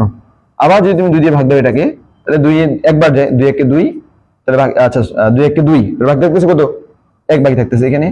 আবার যদি তুমি এটাকে ভাগ দাও, শূন্য না হওয়া পর্যন্ত ভাগ দিতে হবে, তাহলে 2 দিয়ে ভাগ দিলাম, 2 দিয়ে 1 কে কয়বার যায়, শূন্য বার যায়, মানে একবারও যায় না, তাহলে শূন্য বসাই দিলা, বাকি থাকতেছে কত 1 থেকে শূন্য বিয়োগ করলে বাকি থাকতেছে কত 1, তাহলে এই 1টাকে তুমি এখানে বসাই দিলে, এই 1টাকে দেখো এখানে ছোট করে আমি লিখে দিলাম। আচ্ছা দেখো তাহলে কি করলাম, দেখো তাহলে আমরা এখানে যে কাজটা করলাম, হ্যাঁ যে আমরা যেহেতু দশমিক থেকে বাইনারিতে রূপান্তর করতে যাচ্ছি, তাহলে বাইনারির ভিত্তি হচ্ছে 2, তো সেই ভিত্তি দিয়ে আমরা সংখ্যাটাকে ভাগ করতে থাকবো। ভাগ করলাম 52কে, কত হলো উত্তর হলো মানে ভাগফল হলো কত 26, তাহলে ভাগফলটা এখানে বসাতে হবে, ভাগশেষ নাই, তাহলে 0। এরপরে আবার ভাগ করলাম 2 দিয়ে, উত্তর আসলো 13, ভাগশেষ নাই, তাহলে 0 বসে দিলাম। আবার করলাম, উত্তর আসলো 6, 6টাকে মানে ভাগফলটাকে আমরা এখানে বসাবো, আর ভাগশেষ যা থাকবে ওগুলোকে আমরা এভাবে বসাবো, বুঝতে পারছো তো। একেবারে শূন্য পর্যন্ত দেখো, যখন এখানে 1 আছে তখন যদিও 2 দিয়ে ভাগ যায় না, তারপরে আমাকে ভাগ করতে হবে, কারণ এখানে ভাগফলের জায়গাতে আমাকে শূন্য নিয়ে আসতে হবে। শূন্য যতক্ষণ পর্যন্ত আসছে না ততক্ষণ পর্যন্ত আমি ভাগ করতেই থাকবো ভিত্তি দিয়ে, যেহেতু বাইনারি ভিত্তি 2, তাহলে 2 দিয়ে আমরা ভাগ করতে থাকবো। তো 2 দিয়ে ভাগ করতে করতে দেখো এটা আসছে। এখন আমাদের এই জায়গায় আসার পরে আমাদের এই যে ভাগফল বলো বা এই অংশটা নিয়ে আমাদের আর কোনো কাজ নাই, আমাদেরকে এখন লক্ষ্য করতে হবে এই যে ভাগশেষের দিকে। হ্যাঁ, ভাগশেষ আমাদের যে লাইনটা বাইরেছে এখানে এটার দিকে, এবং এটার দিকে উত্তরটা হবে, এখানে একটা মজার বিষয় আছে, উত্তরটা হবে কোন দিক দিয়ে, নিচ থেকে, উত্তরটা হবে তোমার নিচ দিক থেকে। হ্যাঁ, তার মানে উত্তরটাকে যদি তুমি সাজাতে যাও 1 1 0, এরপর হচ্ছে 1, এরপরে 0, এরপর হচ্ছে 0। এটাকে তুমি এখানে এই যে 2 লিখে দিলা। বুঝতে পারছো আশা করি যে আমরা এই যে 52টাকে বাইনারিতে রূপান্তর করতেছিলাম, তাহলে 52 বাইনারি রূপ হচ্ছে কোনটা? এটা। তাহলে 52 যা বুঝায় এই সংখ্যাটাও কি বুঝায়? একই জিনিসই বুঝায়। তাহলে আবার বলি, এই তিনের ক্ষেত্রে নিয়ম কি? তাহলে নিয়মটা দেখো, এবার উদাহরণটা আমরা দেখলাম যে যেই সংখ্যাকে আমরা বা যে ডেসিমেল সংখ্যাকে আমরা বাইনারিতে অথবা অক্টালে অথবা হেক্সাডেসিমেলে রূপান্তর করতে চাই, যেই সংখ্যা পদ্ধতিতে রূপান্তর করতে চাই, ওই সংখ্যা পদ্ধতির ভিত্তি যেটা, ওই সংখ্যা পদ্ধতির ভিত্তি 2 হলে 2 দিয়ে ভাগ করব, ওই সংখ্যা পদ্ধতির ভিত্তি 8 হলে 8 দিয়ে ভাগ করব, অথবা ওই সংখ্যা পদ্ধতির ভিত্তি 16 হলে 16 দিয়ে ভাগ করব। কতক্ষণ ভাগ করব? যতক্ষণ পর্যন্ত না ভাগফল তোমার 0 পর্যন্ত আসছে। এবং ভাগ করার সময় ভাগফলটা আমরা ওই সংখ্যা নিচে নিচে বসাবো এবং ওটাকে আবার তো ভাগ করবোই, এবং ভাগশেষ যেটা থাকবে সেটা আমরা এই পাশে বসাই দেবো। ভাগশেষটা আমরা পাশে সাইডে লিখে রাখবো, এবং আমাদের প্রশ্নের উত্তর হবে বা ওই সংখ্যা পদ্ধতির রূপান্তর যে মানটা আসবে সেটা, যে ভাগশেষগুলো থাকবে সেই ভাগশেষগুলো যখন আমরা নিচ থেকে সাজাবো, নিচ থেকে যদি সাজাই আমরা সংখ্যাগুলোকে, তাহলে আমরা যে সংখ্যা পদ্ধতি রূপান্তর করতে চাচ্ছিলাম আমাদের কাঙ্ক্ষিত সংখ্যা পদ্ধতি, সেই সংখ্যা পদ্ধতিতে আমাদের ওই সংখ্যাটা বা ডেসিমেল সংখ্যাটা রূপান্তর হয়ে যাবে। আশা করি বুঝতে পারছো। দেখো এখন এই সংখ্যাটাকে যদি আমরা তোমার অক্টালে রূপান্তর করতে চাই, তাহলে একই নিয়ম কিন্তু। দেখো এই সংখ্যাটাকে অক্টালে রূপান্তর করতে চাইলে কি করতে হবে? এই নিয়মগুলো প্রযুক্ত করতে হবে। কিন্তু পার্থক্য কোথায়? আমরা বলছিলাম যে ভিত্তি দিয়ে ভাগ করবো, তাহলে যেহেতু বাইনারি রূপান্তর করছিলাম 2 দিয়ে ভাগ করছিলাম, অক্টালের ভিত্তি যেহেতু 8, তাহলে এটাকে 8 দিয়ে ভাগ করতে হবে। ঠিক আছে? তাহলে 8 দিয়ে 52কে ভাগ করলে কতবার যায়? হ্যাঁ, 5 40, 6 48, এরপরে করলে কিন্তু আর হয় না, বেশি হয়ে যায়। তাহলে আমরা এটাকে 6 বার করতে পারি, 6 48। তাহলে 48 6 বারে ভাগ গেল, ভাগ করে লিখলাম এখানে, বাকি থাকে কত? 48 থেকে 52 বাকি থাকে কত? 2 আর 2 4। তাহলে 4টাকে আমরা এখানে বসে দিলাম। এরপর এটাকে আবার 8 দিয়ে ভাগ করবো, ধরো 8 দিয়ে আমি এখানে লিখতেছি, 8 দিয়ে এটাকে ভাগ করতে চাই। তাহলে 8 দিয়ে ভাগ করা যায়? একবারও যায়? 8 দিয়ে একবার ভাগ করা যায় না, যায় কতবার? 0 বার। তাহলে ধরো আমি এখানে 0 বসে দিলাম। তাহলে ভাগশেষ থাকতেছে কত? 6 বাকি থাকতেছে, এই 6টাকে আমি এখানে বসে দিলাম। তাহলে এটার ক্ষেত্রে আগের মতোই নিয়ম, নিচ থেকে উপরের দিকে সাজাতে হবে। তাহলে দেখো 6 4, এটাকে যদি আমি এখানে ভিত্তি 8 বসাই দেই, তার মানে ওই যে 52কে যদি আমি তোমার অক্টালে রূপান্তর করি, তাহলে ওইটার মানটা কত আসবে? 64। বা 6 4 এই পাশে যদি 8 বসে দেই, তাহলে 52 সংখ্যাটা দশমিকে যা বোঝায় ওইটাই বাইনারির মান হচ্ছে এটা। বাইনারিতে এটা যত, ডেসিমেলে 52টাই তত, আর অক্টালে ওই সংখ্যাটাই তত। আশা করি বুঝতে পারছো। দেখো এবার যদি হেক্সাডেসিমেলে রূপান্তর করতে চাই, আমরা কত দিয়ে ভাগ করতে হবে? হেক্সাডেসিমেলে রূপান্তর করতে গেলে 16 দিয়ে, তাই না? ভিত্তি দিয়ে ভাগ করতে হবে। তো দেখো 16 দিয়ে যদি ভাগ করি কত হয়? আমি এটাকে 16 দিয়ে ভাগ করতে যাচ্ছি, তাহলে 52কে ভাগ করলাম হচ্ছে 16 দিয়ে।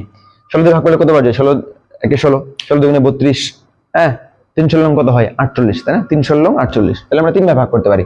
তাহলে 3 বসালাম এখানে, কত হলো? 48। তাহলে বাকি থাকতেছে কত? ভাগশেষ থাকতেছে কত? 48 থেকে 52, 4। তাহলে 4টাকে আমি এখানে বসে দিলাম। হ্যাঁ, আবার দেখো আমি ভাগ করতে চাই, আবার 16 দিয়ে ভাগ করতে হবে। তাহলে 16 দিয়ে ভাগ করতে আমরা পারি না, তাহলে 0 বসা দিব। বাকি থাকতেছে কত? কত? 3। তাহলে 3 আর উপরে হচ্ছে 4, এটা বাকি থাকলো। তাহলে এটা নিচ থেকে সাজাও, নিচ থেকে যদি সাজাবো উপর পর্যন্ত, তাহলে দেখো নিচে আছে 3, উপরে আছে 4। তাহলে 3 উপরে বসে 4, এখানে এটার ভিত্তি কত? 16। দেখো এটা তো আসলে না বোঝার মতো কোনো কিছু ছিল না। হ্যাঁ, খুবই সহজ ছিল। যে যেই সংখ্যাতে তুমি রূপান্তর করতে চাও ডেসিমেল থেকে, ওই সংখ্যার ভিত্তি দিয়ে তুমি ভাগ করতে থাকবা, যেটা ভাগফল আসবে ওটাকে ভাগ করবা, শেষ পর্যন্ত যতক্ষণ 0 না আসতেছে ভাগফলে ততক্ষণ ভাগ করতে থাকবা। এবং পাশে তুমি হচ্ছে ভাগশেষগুলো লিখে রাখবা, এবং ভাগশেষগুলোকে তুমি যদি নিচ থেকে সাজাও, হ্যাঁ, তাহলেই তুমি হচ্ছে যে সংখ্যাটা পাই যাবা, সেটাই হচ্ছে মানে তুমি যেই সংখ্যায় রূপান্তর করতে যাচ্ছ ওইটার মানটা তুমি আসলে পাই যাবে এখানে। আচ্ছা, এখানে আরেকটা কথা মনে পড়লো, যেটা হয়তো আরেকটু আগেই বলতে হয়তো। দেখো এখানে এই যে নিচের তোমরা এই যে দেখো যে কোনো একটা সংখ্যা লিখলাম, যে সংখ্যাটা আমি যে লিখছি, এই পাশে যে সংখ্যাগুলো আছে না, এই পাশের সংখ্যাগুলোকে বলা হয় তোমার এগুলোকে বলা হয় এমএসবি। হ্যাঁ, আর এই পাশে যে সংখ্যাগুলা বা যত সংখ্যাটা ওইদিকে যাবে এটাকে বলা হবে এলএসবি। হ্যাঁ, তো এমএসবি আর এলএসবি মান কি? হ্যাঁ, এমএসবি মানে হচ্ছে মোস্ট সিগনিফিকেন্ট বিট, মানে যেই সংখ্যাটার মান সবচেয়ে বেশি, মানে স্থানিক মানটা যে সংখ্যার সবচেয়ে বেশি। আর এলএসবি মানে হচ্ছে লিস্ট সিগনিফিকেন্ট বিট, মানে যে সংখ্যাটার স্থানিক মানটা সবচেয়ে কম। তাহলে দেখো যদি বাম দিকে যাবে সংখ্যাটার মান কত বাড়বে?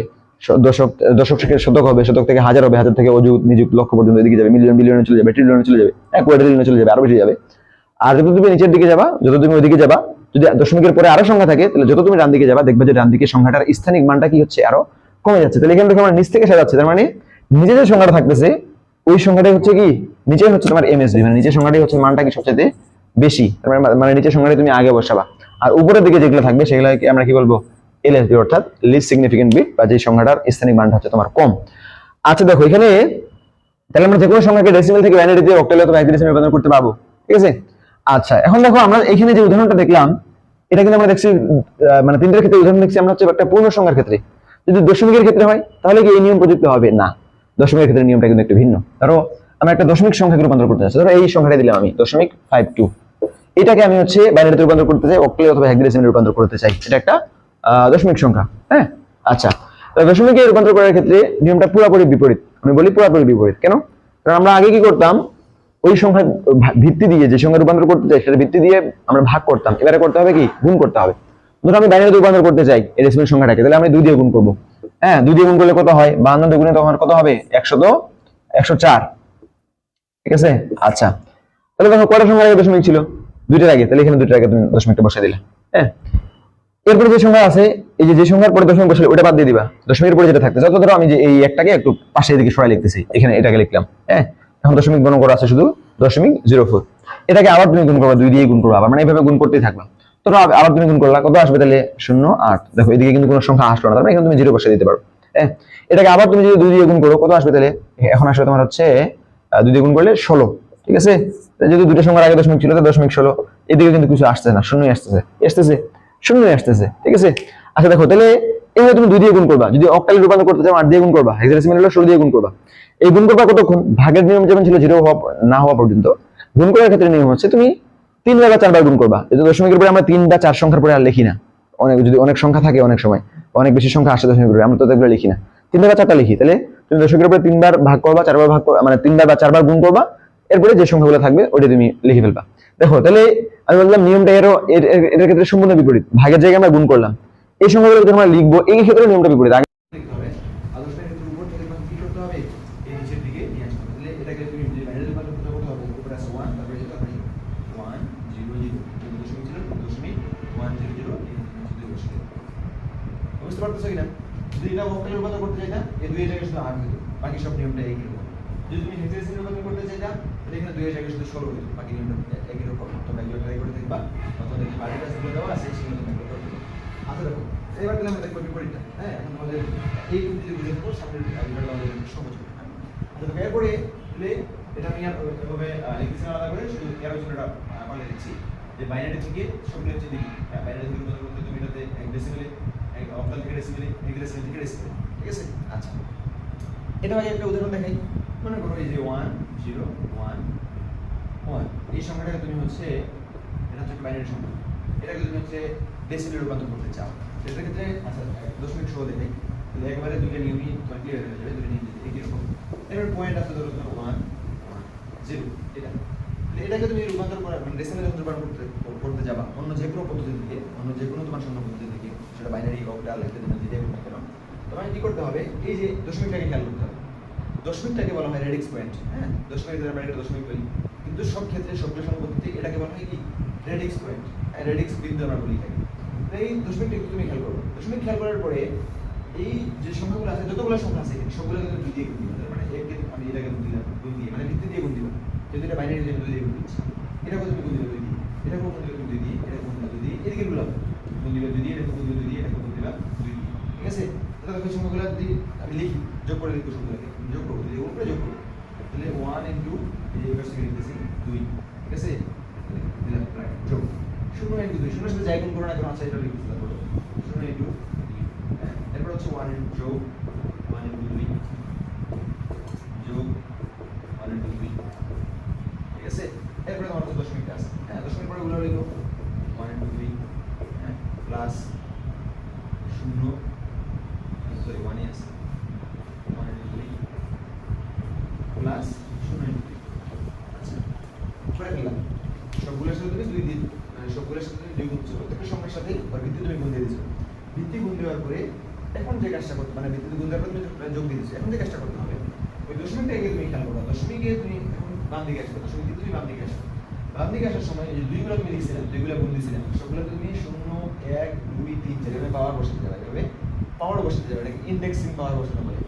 এই দুটোর উপর তুমি পাওয়ার বসাবে 0, এটার উপরে পাওয়ার বসাবে 1, এটার উপরে পাওয়ার বসাবে 2, এই দুটোর উপরে পাওয়ার বসাবে 2 3, এরপর যদি আরো এটার উপরে পাওয়ার বসাতে কত 4, এখানে থাকলে পাওয়ার বসাতে কত 5। আচ্ছা এরপরে বাম দিকের গুলো বসালাম, দশমিকের আগের গুলো আমরা বসালাম, মানে রেডিক্স পয়েন্টের আগের গুলো বসালাম, বাম দিকের ডান দিকের গুলোতে কি করব, ডান দিকের গুলোতে আবার তুমি ডান দিকে কি যাবা, দশমিকের পর থেকে যাওয়া শুরু করবা। প্রথমে যেটা আছে এর উপর পাওয়ার বসাবে তুমি -1, মানে দিকে মানটা এক এক করে করবে। এখানে যে দুইটা আছে এর পাওয়ার বসাবে তুমি -2, এখানে যেটা আছে এর পাওয়ার বসাবে তুমি কত -3। বুঝতে পারছো সবাই? তাহলে আমরা রেডিক্স পয়েন্ট থেকে শুরু করে বাম দিকে যেগুলো আছে সবগুলা 2 দিয়ে পাওয়ার বসাবো, 0 থেকে শুরু করে 1 2 3 যেভাবে বাড়তে থাকবে আর যেগুলো দশমিকের পরে আর যেগুলো হচ্ছে ডান দিকে সেগুলোতে পাওয়ারটা 0 থেকে 1 1 করে -1 -2 -3 1 1 করে হচ্ছে কমতে থাকে। যখন দেখো সংখ্যাগুলো যোগ করলে কত হয়, এখানে দেখো 2 এর পরে কিউব আছে আর কোন হচ্ছে 1, তাহলে এটা 2 এর পরে কিউব করলে 8, 1 সাথে গুণ করলে 8ই থাকবে প্লাস। দেখো এটা যদি আমি নিয়মটা বোঝানোর জন্য শুধু লিখছি, কিন্তু 0 এর সাথে গুণ করলে কোনো মানই আসবে না, শুধু 0 থাকবে প্লাস 1 এর সাথে 2, 2 এর পরে পাওয়ার হচ্ছে 1, 2 মানে 2 এর পাওয়ার 1 থেকে 2 থাকে, এটা 2 এর সাথে গুণ করলে 2 প্লাস 2 এর উপরে পাওয়ার হচ্ছে কত 0, যে কোনো সংখ্যার উপরে পাওয়ার 0 দিলে এটার মান কত হয় 1 হয়, 1 এর সাথে 1 গুণ করলে মানে 1ই হবে, ঠিক আছে। তাহলে এই এখানে হচ্ছে দশমিক, দশমিকের আগের সংখ্যা কিন্তু এগুলো শেষ। দশমিকের পরেরটা তুমি কি করবা, 1 এর সাথে গুণ আছে কত মানে 2 এর উপরে পাওয়ার হচ্ছে -1 না, 1 এর সাথে গুণ করলে ওটা 1 এর সাথে গুণ করলে 2ই থাকবে, 2 এর পাওয়ার -1 প্লাস 2 এর পাওয়ার -2। এরপর দেখো এটা 0 আছে, তাহলে এটা এরকম আমরা লিখেছিলাম, ঠিক আছে। নিয়মটা বোঝানোর জন্য শুধু এই জিনিসটা লিখছিলাম। তো এখান থেকে যদি তুমি এটা এদিকে যোগ করে দাও কত হয়, 8 আর 2 10 থেকে 11, তাই না। তাহলে এদিকে আমি লিখে দিলাম হচ্ছে 11 পয়েন্ট। এদিকে কত হবে, এটা যদি তুমি হাতে করতে যাও এটাও করতে পারো, ঠিক আছে। অথবা এটা তোমার ক্যালকুলেটর যদি ব্যবহার করতে পারবা, ক্যালকুলেটর বসে দিবা যে 2 এর পাওয়ার -1 প্লাস 2 এর পাওয়ার -2, তাহলে মানটা কত আসবে দেখে নিতে পারবে। অথবা এটা কিভাবে করতে, 2 এর পাওয়ার -2 মানে কি, এর মানে হচ্ছে 1/2, এটা মানে তার মানে 1/2 লিখতে হয়, মাইনাস পাওয়ার থাকলে 1/2 এবং পাওয়ার যেটা থাকে 2 এর উপর লিখে দেবে, যেহেতু পাওয়ার 1 লিখতে হবে না লিখতে হবে। আচ্ছা, এরপরে যোগ করে দিবা কত, মাইনাসের জন্য পাওয়ার মাইনাসের জন্য 1/2 লিখলাম আর মাইনাস ছাড়া বাকি জিনিসটা লিখে দিলাম, তাহলে 2 এর উপর স্কয়ার, ঠিক আছে। লিখবে কত 1/2 প্লাস এখানে হচ্ছে 1/2 কত 2 এর উপর দিলে কত 4, তাহলে কত ভাই নিচে আসছে 4, এখানে আসছে 2 প্লাস 1, ঠিক আছে। তাহলে 3/4, ঠিক আছে 3/4। এখন এটা দাও একটু সমস্যা আছে, ক্যালকুলেটর এটা দেখেন মানে এই জিনিসটা ক্যালকুলেটর পড়াটাই সুবিধা হবে। অথবা 3/4 এটা কত হয়, হ্যাঁ, অথবা তোমার 3 জায়গায় 4 দিয়ে ভাগ করলে কত আসে সেটা তুমি দেখে নাও। তারপরে আমি আবার ওইটাই লিখে রাখছি 3/4, এই জিনিসটা লিখে রাখছি, আমরা ক্যালকুলেটর করে দিলাম, ক্যালকুলেটর নিয়ে যে মানটা আসছে সেখানে দশমিকের পরে এটা তুমি বসাবে। বুঝতে পারতেছো, দেখো আমি ক্লাসটাকে খুব বেশি লম্বা করতে যাচ্ছি না। আমি যদি এবার অক্টাল থেকে এটা করতে চাই কি করব, এই যে জায়গাতে আমরা 2 দিয়ে গুণ করছি, হ্যাঁ, যে জায়গাতে আমরা 2 দিয়ে গুণ করছি 2 এর জায়গাতে শুধুমাত্র তোমার 8 হয়ে যাবে, বাকিগুলো করবে তোমরা।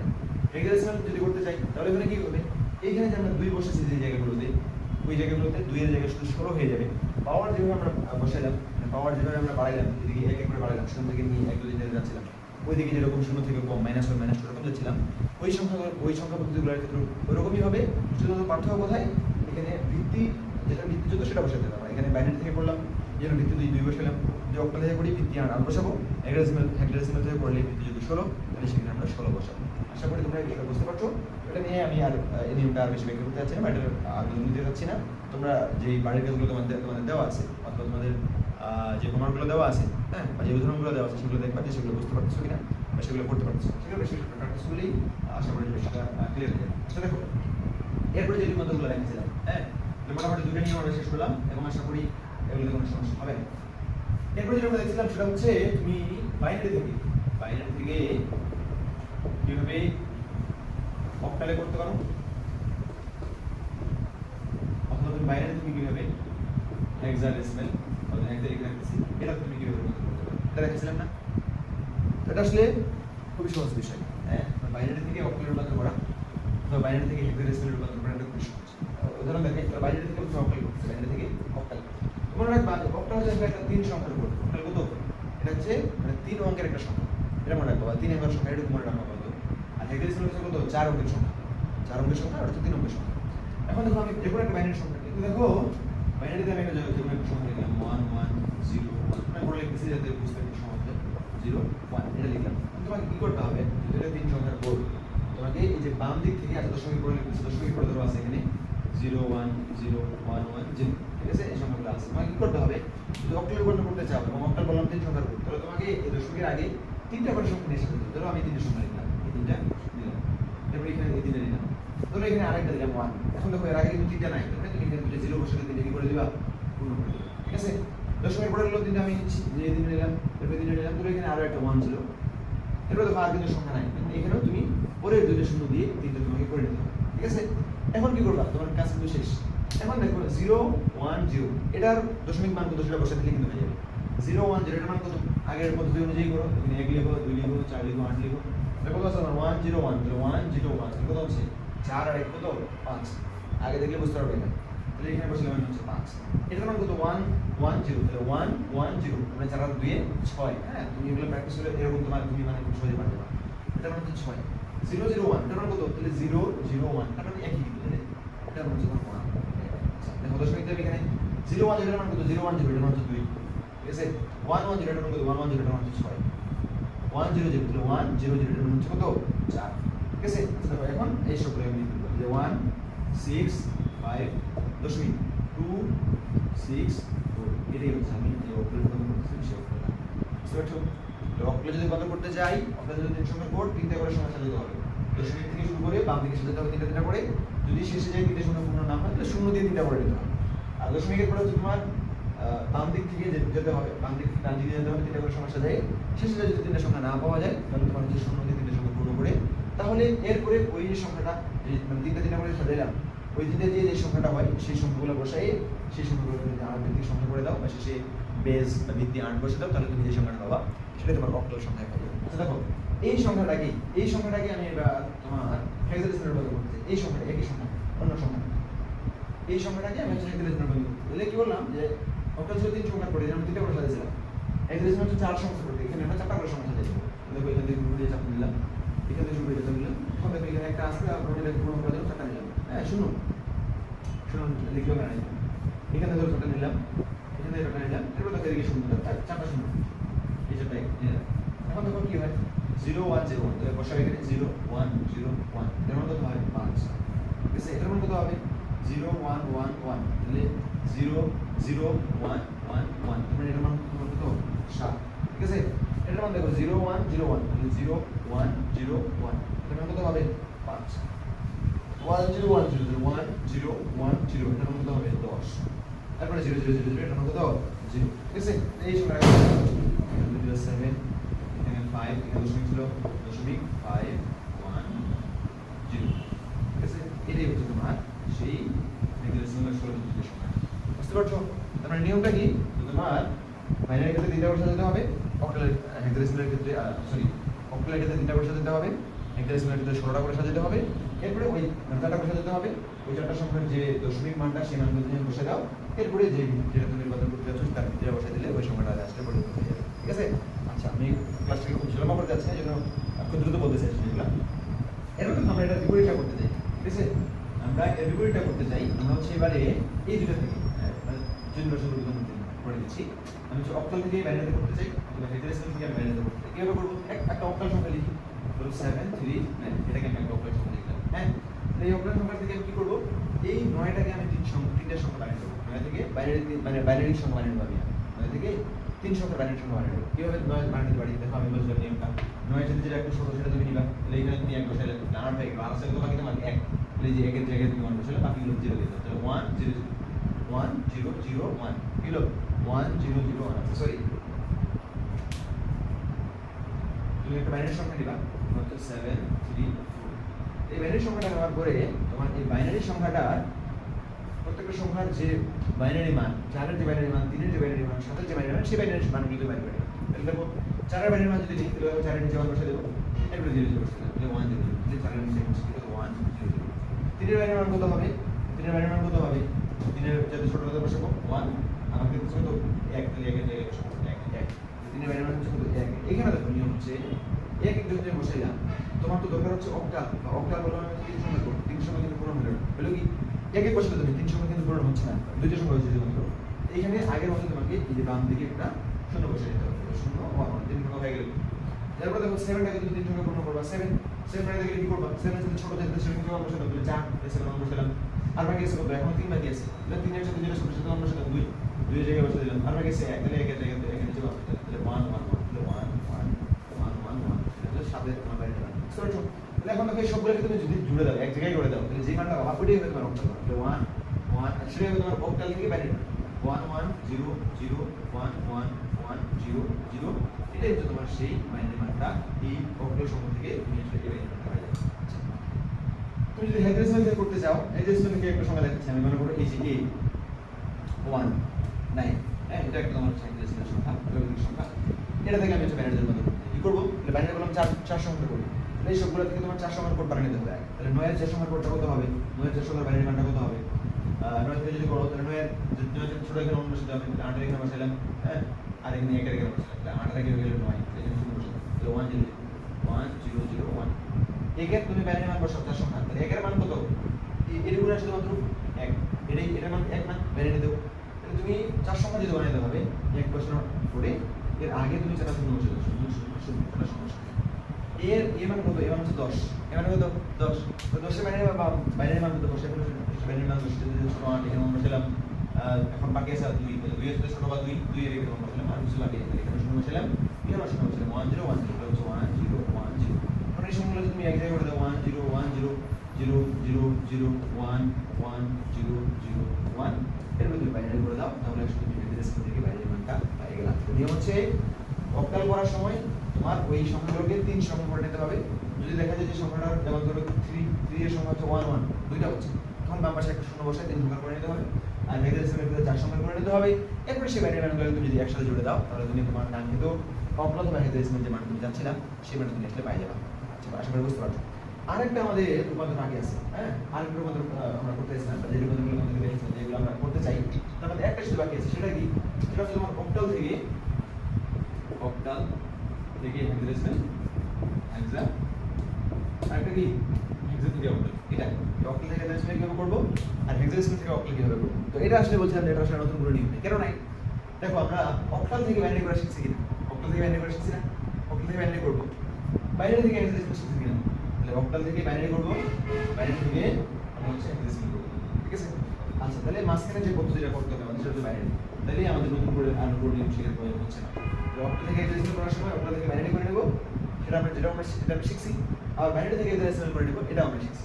আবার হেক্সাডেসিমাল থেকে যদি অক্টাল করতে যাবো তখন একই কথা, হেক্সাডেসিমাল থেকে বাইনারি যে একটু আগে শিখলাম 4 সংখ্যা করব, হেক্সাডেসিমাল থেকে বাইনারি করে নেবা, আর বাইনারি থেকে অক্টাল এটা আমরা শিখছি, এই নিয়মটা আগে যে আমরা সেই নিয়ম শিখলাম, তাই না। তাহলে এভাবেই আমরা আমাদের যে রূপান্তরগুলো ছিল সংখ্যা পদ্ধতি রূপান্তর, মানে একটা সংখ্যা পদ্ধতি থেকে অন্য একটা সংখ্যা পদ্ধতি কিভাবে রূপান্তর করা যায়, আশা করি তোমরা এগুলো বুঝতে পেরেছো এবং আমরা মোটামুটি এই বিষয়ে শেষ করে ফেলেছি। তোমাদের যদি কোনো প্রশ্ন থাকে, কোনো জায়গায় যদি বুঝতে না পারো তাহলে সেটা তোমরা কমেন্টে জানাবা, বলবা, আমি সেই বিষয়টার উপরে ক্লিয়ার করে বা সেটাকে স্পেসিফিকলি ওই বিষয়টার উপরে একটা ভিডিও বা কমেন্ট দেওয়ার চেষ্টা করবো। আচ্ছা দেখো, আমরা এরপরে যে বিষয়টা দেখতে চাই সেটা হচ্ছে তোমার চিহ্নযুক্ত নাম্বার, হ্যাঁ চিহ্নযুক্ত নাম্বার বলতে আমি কি বুঝাচ্ছি, দেখো একটা বাইনারি সংখ্যা অক্টাল বা হেক্সাডেসিমাল যেটাই বলো না কেন, বাইনারি সংখ্যার ব্যাপারে মূলত এই বিষয়টা মূলত আমরা আলোচনা করবো। চিহ্নযুক্ত সংখ্যা মানে চিহ্নযুক্ত সংখ্যা বলতে আমরা কি বুঝাই, যে +10 বা -10 +1 -1 এগুলো চিহ্নযুক্ত সংখ্যা না। তো আমরা সাধারণত ধরো 10 থেকে যে বাইনারি সংখ্যাটা বের করলাম এটার মানটা কত, মানে 10 থেকে যে বাইনারি সংখ্যাটা আমরা বের করলাম 10 এর বাইনারি মান হচ্ছে 1010, হ্যাঁ ভিত্তিতে হচ্ছে 2, তাহলে এটা হচ্ছে 10 এর বাইনারি মান। তো এটা কি +10 এর বাইনারি মান নাকি -10 এর বাইনারি মান, এটা কিন্তু আমরা বলে নিই। তাহলে দেখো খুব সহজ বিষয়, তোমাদের কাছে হয়তো মনে হতে পারে 10 এর বাইনারি মান হচ্ছে কত 1010, এটা 10 ভিত্তিক সংখ্যা, এটা হচ্ছে বাইনারি সংখ্যা। তাহলে এটা যদি মাইনাস দাও এটাকে মাইনাস দিলে হয়ে যাচ্ছে, কিন্তু বিষয়টা আসলে এতটা সহজ না। বাইনারির আগে আমরা কখনো মাইনাস দিতে পারি না, কেন দিতে পারি না এই বিষয়টা আমি আসলে, অথবা বাইনারিতে কেন মাত্র 2টা সংখ্যা, অথবা বাইনারি কেন কম্পিউটারের ভাষা, এই বিষয়টা আমি আসলে যখন ডিজিটাল ডিভাইস অঙ্কটা পড়াবো সেখানে তোমাদের এই বিষয়টা ক্লিয়ার হয়ে যাবে। এখন বলতে গেলে ভিডিওটা আরো বেশি লম্বা হয়ে যাবে, ক্লাসটা অনেক দীর্ঘ হয়ে যাবে। তাহলে আমরা এভাবে মাইনাসটা বসাতে পারি না, এটুকু মাত্র আপাতত মনে রাখবো। তাহলে আমরা এই যে 10টাকে বা 10 এর মানেটা তাহলে -10কে আমরা কিভাবে প্রকাশ করতে পারি, সেই নিয়মটা, সেটার জন্য নিয়ম আছে, সেটাকে বলা হচ্ছে মানে সেই যে আলোচনাটা সেটাকে আমরা বলতে চিহ্নযুক্ত সংখ্যা বা সাইন নাম্বার বলে থাকে। সেটা আমরা কিভাবে তৈরি করতে পারি বা সেটাতে আমরা কিভাবে একটা প্লাস সংখ্যাকে কিভাবে মাইনাস করতে পারি অথবা একটা মাইনাস সংখ্যাকে আমরা কিভাবে প্লাস করতে পারি।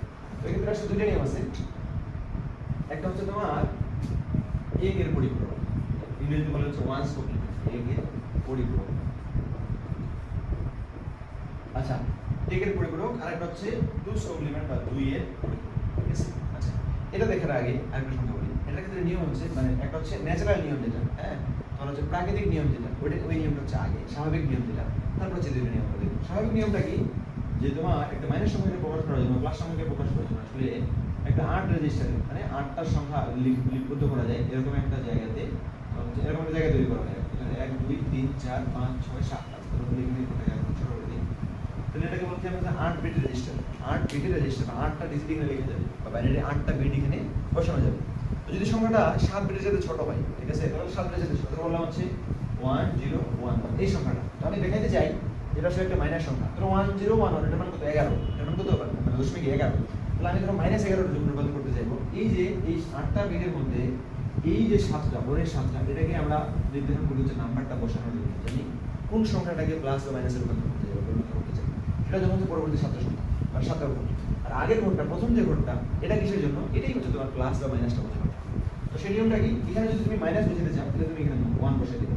হ্যাঁ, যে বললাম যে এই সংখ্যাটার নাম হচ্ছে 7, এগুলো তো শূন্য বসিয়ে দিবা, এগুলো শূন্য বসিয়ে দিবা। তাহলে এখন যে সংখ্যাটা আমরা পাইলাম 1001011, এটার মানে হচ্ছে -4। মানে এই প্রথম ঘরটাতে 8 নাম্বার যে ঘর বাম দিক থেকে শুরু করলে বা ডান দিক থেকে প্রথম যে ঘরটা বা 8 নাম্বার যে বিটটা, এটাতে যদি 1 থাকে তাহলে বুঝবা যে হচ্ছে এই সংখ্যাটা কি মাইনাস সংখ্যা বা নেগেটিভ সংখ্যা। আর যদি এই এখানে 0 থাকে তাহলে বুঝবা যে এই সংখ্যাটা আসলে পজিটিভ সংখ্যা বা প্লাস সংখ্যা বা ধনাত্মক সংখ্যা। এখন যদি সংখ্যাটা 8 বিটের চেয়ে বেশি হয়, যখন সংখ্যাটা 8 বিটের চেয়ে বেশি হবে, তো 8 বিটের হবে, 9 বিটের হবে, 10 বিটের হবে, তখন আসলে তোমাকে একটা 16 বিটের রেজিস্টার নিতে হবে। মানে একটা রেজিস্টার নিতে হবে, এখানে 16টা নাম্বার বসানো যায়। তো সেখানে 15টা থাকবে তোমার নাম্বারটা বসানোর জন্য, এবং 16 নাম্বার যেটা বা সবার প্রথমে যেটা থাকবে সেটা হবে তোমার হচ্ছে প্লাস বা মাইনাস বোঝানোর জন্য। সেখানে 1 বসালে বুঝবে যে এটা হচ্ছে নেগেটিভ, আর সেখানে 0 বসালে বুঝবে এটা হচ্ছে পজিটিভ। যদি 16 সংখ্যার চেয়ে বেশি হয়, অনেক বড় সংখ্যা যদি হয়, তাহলে তোমার 32 বিটের রেজিস্টার নিতে হবে। 32 নাম্বার কোডটা এরকম রিজার্ভ থাকবে সাইনের জন্য, বাকিগুলো হচ্ছে তোমার নাম্বারটা বোঝানোর জন্য, সংখ্যাটা বোঝানোর জন্য। আশা করি বুঝতে পারছো, এটা হচ্ছে তোমার নেগেটিভ বানানোর জন্য বা চিহ্নযুক্ত প্রকাশ করার সংখ্যা প্রকাশ করার জন্য। এটা হচ্ছে তোমার স্বাভাবিক যে নিয়ম বা ন্যাচারাল যে নিয়ম, সেটা হচ্ছে এটা। আচ্ছা, এরপরে আমরা দেখবো হচ্ছে 1's কমপ্লিমেন্ট এবং 2's কমপ্লিমেন্ট বা একের পরিপূরক, দুইয়ের পরিপূরক। একের পরিপূরক এবং দুইয়ের পরিপূরক খুবই সহজ, ঠিক আছে? এটা মানে একের পরিপূরক কেন, দুইয়ের পরিপূরক কেন, এটা তোমার খুব বেশি বোঝার দরকার নেই। তুমি শুধু বুঝো যে একের পরিপূরক জিনিসটা কি বা কিভাবে করতে হয়, দুইয়ের পরিপূরক কিভাবে করতে হয়, একের পরিপূরকটা কি বোঝায়, দুইয়ের পরিপূরকটা কি বোঝায়, এটুকু বুঝে তোমার শেষ। একের পরিপূরক তুমি কিভাবে করবা, যে কোনো একটা বাইনারি সংখ্যা যাই হোক না কেন, এর সাথে তুমি যদি 1 দিয়ে দাও, এটাই হচ্ছে তোমার সরি এই সংখ্যাটার সাথে যদি তুমি ওখানে যে সংখ্যাগুলো আছে বাইনারি সংখ্যাটাতে যেগুলো আছে ওর বিপরীত সংখ্যা তুমি হচ্ছে যোগ করে দাও। বিপরীত সংখ্যা বলতে এখানে উপরে 1 আছে, নিচে তুমি উপরে 0 আছে, নিচে দিলে 1, এখানে 1 আছে দিলে 0, এখানে 1 আছে দিলে 0, এখানে 1 আছে দিলে 0। এটা যদি তুমি যোগ করে দাও তাহলে কত হবে 1 1 1। এটাই হচ্ছে একের কমপ্লিমেন্ট, এটাই হচ্ছে একের পরিপূরক। বুঝতে পারছো কিনা? যে সংখ্যাটা আছে, যে সংখ্যাগুলো আছে, যে ডিজিটগুলো আছে বা বিটগুলো আছে, ওর বিপরীত বিট 1 থাকলে 0 0 থাকলে 1 থাকলে 0 0 থাকলে 1 নিচে বসিয়ে দিয়ে তুমি দুইটাকে যোগ করে দাও, তাহলে যে সংখ্যাটা পাবা এটাই হচ্ছে তোমার একের কমপ্লিমেন্ট, একের পরিপূরক। বুঝতে পারছো? আচ্ছা, এরপরে যে এখন একের পরিপূরক যে সংখ্যাটা আছে এটা হচ্ছে তোমার একের পরিপূরক বা 1's কমপ্লিমেন্ট, ঠিক আছে? লিখে রাখো। এই একের পরিপূরকের সাথে তুমি যদি আবার 1 যোগ করে দাও, একের পরিপূরকের সাথে 1 যোগ করে যে সংখ্যাটা পাবা, ধরো কত পাচ্ছি আমরা, এখানে 1 এর যোগ করলে 2, 2 এর হাতে 1, হ্যাঁ 1 একে আবার হলো 2, 2 এর হাতে 1, 2 এর শূন্য হাতে 1, আবার 0 হাতে 1, আবার 0 হাতে 1, এই হাতে একটা আগে কিছু নাই বসে। তাহলে এখন যেটা পাইলাম মানে ওই যে একের কমপ্লিমেন্টের সাথে একের পরিপূরকের সাথে 1 আবার 1 যোগ করার পরে যে সংখ্যাটা পাবো এটাই হচ্ছে কি তোমার 2 এর পরিপূরক। এই হচ্ছে 2's কমপ্লিমেন্ট বা 2 এর পরিপূরক, 2 এর পরিপূরক। এখন দেখো 2 এর পরিপূরক আসলে কি বোঝায় বা এটার কাজটা কি আসলে? এই যে সংখ্যাটা আমরা যে সংখ্যাটা থেকে শুরু করছিলাম, এই সংখ্যাটা থেকে, তাই না? 1 1 1 0, এই সংখ্যাটার মান কত? তাহলে এখানে হচ্ছে 8 4 2, তাহলে 8 4 12 আর 2 14, তাহলে এই সংখ্যাটার মান হচ্ছে কত? 14। এই সংখ্যাটা এখন আমরা যে পাইলাম 2 এর কমপ্লিমেন্ট, এই সংখ্যাটার মান হচ্ছে -14। বুঝতে পারছো কিনা? 2 এর কমপ্লিমেন্ট বার করে শিখলাম যে যে সংখ্যাগুলো আছে ওর বিপরীত সংখ্যা তুমি যোগ করে দিলে 1 এর কমপ্লিমেন্ট পাবা, 1 এর পরিপূরক পাবা, ওর সাথে 1 যোগ করে দিলে 2 এর পরিপূরক পাবা। 2 এর পরিপূরকটা কি বোঝাবে? তোমার হচ্ছে ওই যে সংখ্যাটা থেকে তুমি কাজ করা শুরু করছিলাম ওই সংখ্যাটার বিপরীত সংখ্যা বা ওই সংখ্যাটার তুমি ঋণাত্মক সংখ্যা পাইলে, ওই সংখ্যাটা যদি বোঝাইতে তোমার হচ্ছে 14, এই সংখ্যাটা বুঝবে কত? -14। ওই সংখ্যাটা যদি বুঝাইতে তোমার হচ্ছে +15, এটা বুঝবে -15।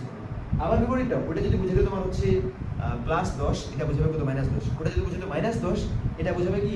+10। মানে যা ওটা ওই সংখ্যাটা যেখান থেকে আমরা শুরু করবো ওই সংখ্যার যে চিহ্নটা হবে 2 এর পরিপূরক করার পরে ওই সংখ্যার চিহ্নটা পরিবর্তন হবে, প্লাস থাকলে মাইনাস হবে, মাইনাস থাকলে প্লাস হবে। এখন বলো দেখি, আমি বোঝানোর জন্য বলি, এটা যদি তোমার হচ্ছে তোমার 14, এটা যদি -14, এই -14 কে যদি আমি আবার 1 এর কমপ্লিমেন্ট করি, 1 এর পরিপূরক, আবার 2 এর পরিপূরক করি, তাহলে কি হবে বলো দেখি? আবার 14 লিখতে পাবো। দেখো এই সংখ্যাটা হচ্ছে -14, এই সংখ্যাটা যদি 1 এর পরিপূরক করি আবার 2 এর পরিপূরক করি, 2 এর পরিপূরকটাতে কি হয় আমরা বলছিলাম যে সংখ্যাটা ওটাই থেকে শুধু চিহ্ন পরিবর্তন হয়ে যায়। এটা যদি 14 হয়, এর 2 এর কমপ্লিমেন্ট করলে কি হবে? -2 হবে না, মানে +14 হবে না? এটা -14, এর চিহ্ন পরিবর্তন করলে কি হয়ে যাবে? +14 হবে। +14 তো আবার উপরেরটাই ছিল, মানে আমরা যদি একটা সংখ্যাকে 2 এর পরিপূরক করলে 14 থেকে -14 পেলাম, এই -14টাকে বা এই সংখ্যাটাকে যদি আবার 2 এর পরিপূরক করা হয় তাহলে আমরা যে সংখ্যা থেকে শুরু করছিলাম সেই সংখ্যাটাতেই আবার ফিরে যাবে। বা যে কোনো সংখ্যাকে আমরা বলতে পারি যে কোনো সংখ্যাকে যদি 2 বার বা ডাবল 2's কমপ্লিমেন্ট করা হয়, 2 বার 2 এর পরিপূরক সেখানে প্রয়োগ করা হয়, তাহলে আমরা আবার সেই প্রথম সংখ্যাটাই বা আগের সংখ্যাটাই ওটাতেই ফিরে যাব বা আগের সংখ্যাটাই আমরা ফেরত পাবো। ঠিক আছে? আচ্ছা, এখন দেখো এটা আসলে কোথায় কাজে লাগবে বা এটা দিয়ে তোমাদের আসলে কি মেথড আসলে কি ধরনের অঙ্ক তোমাদের করতে হবে সেটা হচ্ছে তোমাকে বলবে যে 2 এর পরিপূরক ব্যবহার করে তুমি 50 এবং 20 এর মধ্যে পার্থক্য বের করে দেবে, মানে পার্থক্য কোথায় বের করে দেখো, 50 এবং 20 এর মধ্যে তুমি পার্থক্য বের করে দেখো। তখন তুমি কি করবা? 50 এবং 20 এর মধ্যে পার্থক্য করার জন্য, এবং তোমার এখানে শর্ত হচ্ছে যে তুমি আসলে বিয়োগ করতে পারবে না, তোমাকে যোগ করেই পার্থক্য বের করতে হবে। কি করতে হবে? যোগ করে তোমাকে পার্থক্য বের করতে হবে। তুমি আসলে বিয়োগ করার মতো কোনো সুযোগ আসলে এখানে নাই। এখন তুমি কি করতে পারো? সাধারণ লজিক দিয়ে যদি বলো, তুমি এই যে 50 আর এই ধরো এটাকে তুমি যদি মাইনাস 20 কোনোভাবে করতে পারো, তো এটা হচ্ছে তোমার মাইনাস 20, হ্যাঁ, এই দুটো যোগ করে দিলেই পার্থক্য পাওয়া যাবে না। প্লাস মাইনাস তো মাইনাস, প্লাস মাইনাস মাইনাস হয়ে যাবে, মূলত 50 থেকে 20 বিয়োগই হবে। কিন্তু প্রক্রিয়াটা তুমি দেখাচ্ছ যে যোগ করতেছি আমি, কিন্তু প্রকৃতপক্ষে তুমি মনে মনে বা প্রকৃতপক্ষে কি করতেছো, কি তুমি বিয়োগই করতেছো। তাহলে এটুকু করার জন্য বা এটুকু করতে পারার জন্য আমাদের কি করতে হবে? এই 20টাকে আমরা কোনোভাবে মাইনাস 20 রূপান্তর করতে পারি কিনা সেটা আমাদের দেখতে হবে। বা সেটুকু করতে পারলেই আমরা এদের সংখ্যার মধ্যে পার্থক্য করতে পারবো। এরকম মেথ তোমরা অনেক দেখবা এবং তোমাদের পরীক্ষাতে এই ধরনের মেথ কিন্তু অনেক আসে। এমসিকিউতে আসে, 1 নাম্বার বা 2 নাম্বারের প্রশ্নগুলোতে অনেক সময় আসে, এবং 3 নাম্বার প্রশ্ন অনেক সময় 2টা মেথের এরকম একটু করে দেওয়া হয়। তাহলে কি করবা? তুমি এই ধরনের প্রশ্নগুলোর ক্ষেত্রে যোগ দুটোর মধ্যে পার্থক্য বের করতে বলবে শুধুমাত্র যোগ ব্যবহার করে। তখন তুমি ছোট যে সংখ্যাটা আছে, মানে বড় যে সংখ্যাটা, এটার বাইনারি মানটা বের করে নিবা, 50 বাইনারি মান বের করে নিবা। আর ছোট যে সংখ্যাটা আছে, এই সংখ্যাটার বাইনারি মান বের করে নেওয়ার পরে ওই সংখ্যাটাকে 2 এর কমপ্লিমেন্ট করে দেবো। আগে 1 এর কমপ্লিমেন্ট, এটা 2 এর কমপ্লিমেন্ট। তার মানে তুমি মূলত ওই সংখ্যাটার নেগেটিভ মানটা হয়ে যাচ্ছে, ওই সংখ্যাটা ঋণাত্মক মানটা হয়ে যাচ্ছে। এই সংখ্যার সাথে ওই সংখ্যার ঋণাত্মক মানটা যোগ করে দেওয়া, এর মানে প্রকৃতপক্ষে বিয়োগ করে দেওয়া। বিয়োগ করলেই তো আমরা পার্থক্য পাই যাই। এভাবে তুমি দুটো সংখ্যার মধ্যে আসলে পার্থক্য দেখাতে পারো। এই ধরনের অনেকগুলা তোমাদের বাড়ির কাজ দেওয়া আছে বা হোমওয়ার্ক দেওয়া আছে সেটাতে, সেখানে তোমরা পড়ে ফেলবা। অনেকগুলো উদাহরণ তোমরা বই পাবা, ওই উদাহরণগুলো দেখবা যে তোমরা আসলে যে নিয়মটা বললাম এই নিয়মে বা এই অবধি তোমরা বুঝতে পারতেছো কিনা। এটা দেখলেই আশা করি না বুঝে কোনো কিছু এখানে নাই। যদি ক্লাস যদি দেখো যদি বুঝি, তাহলে তুমি আবার একটু রিভার্স করে আগে থেকে দেখবা। আচ্ছা দেখো, এই প্রজেক্ট কিন্তু আমাদের চিহ্নযুক্ত এটা উদাহরণ থেকে দেখে যাবে না, এই আলোচনা কিন্তু আমাদের এই শেষ। আচ্ছা, এরপরে আমি যে জিনিসটা দেখি সেটা হচ্ছে বাইনারি কোড। হ্যাঁ, বাইনারি কোডটা দেখি আজকে ক্লাসটা আমরা শেষ করবো। কোড বলতে আমরা আসলে কি বুঝি দেখো। আচ্ছা, ডিজিটাল ডিভাইসে আলোচনা করার পরে এটা বললে একটু ভালো হতো। আমি তোমাদেরকে আপাতত বলি যে কম্পিউটার আসলে 0 এবং 1 এর বাইরে অন্য কোনো কিছু বুঝে না। কম্পিউটার 0 এবং 1 এর বাইরে কোনো কিছুই বুঝে না। আমাদের যত তথ্য তোমাদের সেভ করা আছে কম্পিউটার, তুমি একটা ছবি সেভ করে রাখতেছো, একটা বড় ধরনের পিডিএফ ফাইল তুমি সেভ করে রাখতেছো, তোমার একটা ছবি সেভ করে রাখতেছো, যাই সেভ করে রাখ না কেন, কম্পিউটার শুধু এগুলোকে মনে রাখে কীভাবে? 0 এবং 1 এর মাধ্যমে। তোমার ছবিটাকে হচ্ছে 0101 এরকম কোনো একটা কোড দিয়ে মনে রাখে, তারপর ওই কোডটা তোমাকে ওইভাবেই ওই ছবিটাকে সেভ করে রাখে, আসলে ওইভাবেই ছবিটাকে মনে রাখে। বুঝতে পারতেছো? যে কম্পিউটার কিন্তু আসলে 0 এবং 1 এর কোনো কিছু বুঝে না। তুমি ধরো কম্পিউটারে কিছু টাইপ করতেছো, কিছু লিখতেছো, কম্পিউটার আগে এই তুমি যেটা টাইপ করছো এটাকে ওই যে 0101 এই দুটো সংখ্যা ব্যবহার করে কোনো একটা কোডের রূপান্তর করতেছে। এরপরে তোমাকে আবার ওই কোড থেকে কোনো একটা লেটার দেখাচ্ছে, কোনো একটা সংখ্যা দেখাচ্ছে। কম্পিউটার শুধুমাত্র 0 বুঝে, শুধু 1 বুঝে। এই দুটো ছাড়া কম্পিউটার আর অন্য কোনো কিছু বুঝে না। যত তথ্য কম্পিউটারে সেভ করা আছে সব এই দুটা সংখ্যার উপর ভিত্তি করে, এই দুটো সংখ্যা দিয়ে কোনোভাবে একটা কোড তৈরি করে সেভ করা আছে, আর অন্য কোনো কিছু না। বুঝতে পারছো? তাহলে এখন দেখো, যদি কম্পিউটার শুধুমাত্র এই দুটোই বুঝে, তাহলে আমাদের কি করতে হবে? ধরো আমি এখন এ লিখতে চাই, কম্পিউটার যদি এ না বুঝি, তাহলে অবশ্যই 0 এবার 1 ব্যবহার করেই কোনো না কোনোভাবে আমাকে কম্পিউটারকে এটা বুঝাতে হবে। ধরো আমি ধরো কোড তৈরি করতেছি, তুমি কোড তৈরি করছো, তুমি ধরো বুঝাইলা যে 101 বলতে আমরা বুঝবো এ, ঠিক আছে? আবার যদি তুমি বললা যে বি, এটা দিয়ে বুঝবো আমরা ধরো হচ্ছে 110, এটা দিয়ে বুঝবো আমরা হচ্ছে বি। বুঝতে পারতেছো? এটাই হচ্ছে আসলে কোড, যে বাইনারি সংখ্যার মাধ্যমে বা 10 কে ব্যবহার করে কিভাবে আমরা অন্য একটা আউটপুট, অন্য একটা সংখ্যা, অন্য একটা প্রতীক, অন্য একটা ভাষা, সেটা এবিসিডি হতে পারে, সরিয়া সরিয়া ক খ যা আছে সেগুলো হতে পারে, 1 2 3 4 এগুলো হতে পারে, আমরা কীভাবে বুঝতে পারি সেই জিনিসটাকেই বলতেছে আসলে কি কোড। আচ্ছা, এখন দেখো কোডের ক্ষেত্রে কী হতে হবে? অবশ্যই প্রত্যেকটা ইউনিক হতে হবে। দেখো 101 তুমি ব্যবহার করলে এ এর জন্য, আবার যদি তুমি 101 সি এর জন্য ব্যবহার করো, তাহলে কি হবে? কোডের ক্ষেত্রে ইউনিক হতে হবে, একটা কোড দিয়ে যেন শুধুমাত্র একটা লেটারকেই বোঝানো হয়। এই 101 দিয়ে এ কেও বুঝাবা, 101 দিয়ে সি কে বা ডি কেও বুঝাবা, তাহলে কিন্তু হবে না। তারপর যখন তুমি 101 চাপবা, তখন কম্পিউটার আসলে কি বুঝবে? এ বুঝবে নাকি সি বুঝবে? জন্য ইউনিক হতে হবে। প্রত্যেকটা কোড দিয়ে যদি একটা সংখ্যা মানে একটা লেটার বোঝাতে পারবে, একটা চিহ্ন বোঝাতে পারবে, তার মানে কি আমাদের কতগুলো কোডের প্রয়োজন? বলতে কি হাজার আমাদের কোডের প্রয়োজন। যদি আমাদের প্রতীক হাজার, আমাদের শব্দ অনেক বেশি, পৃথিবীতে ভাষা অনেক বেশি।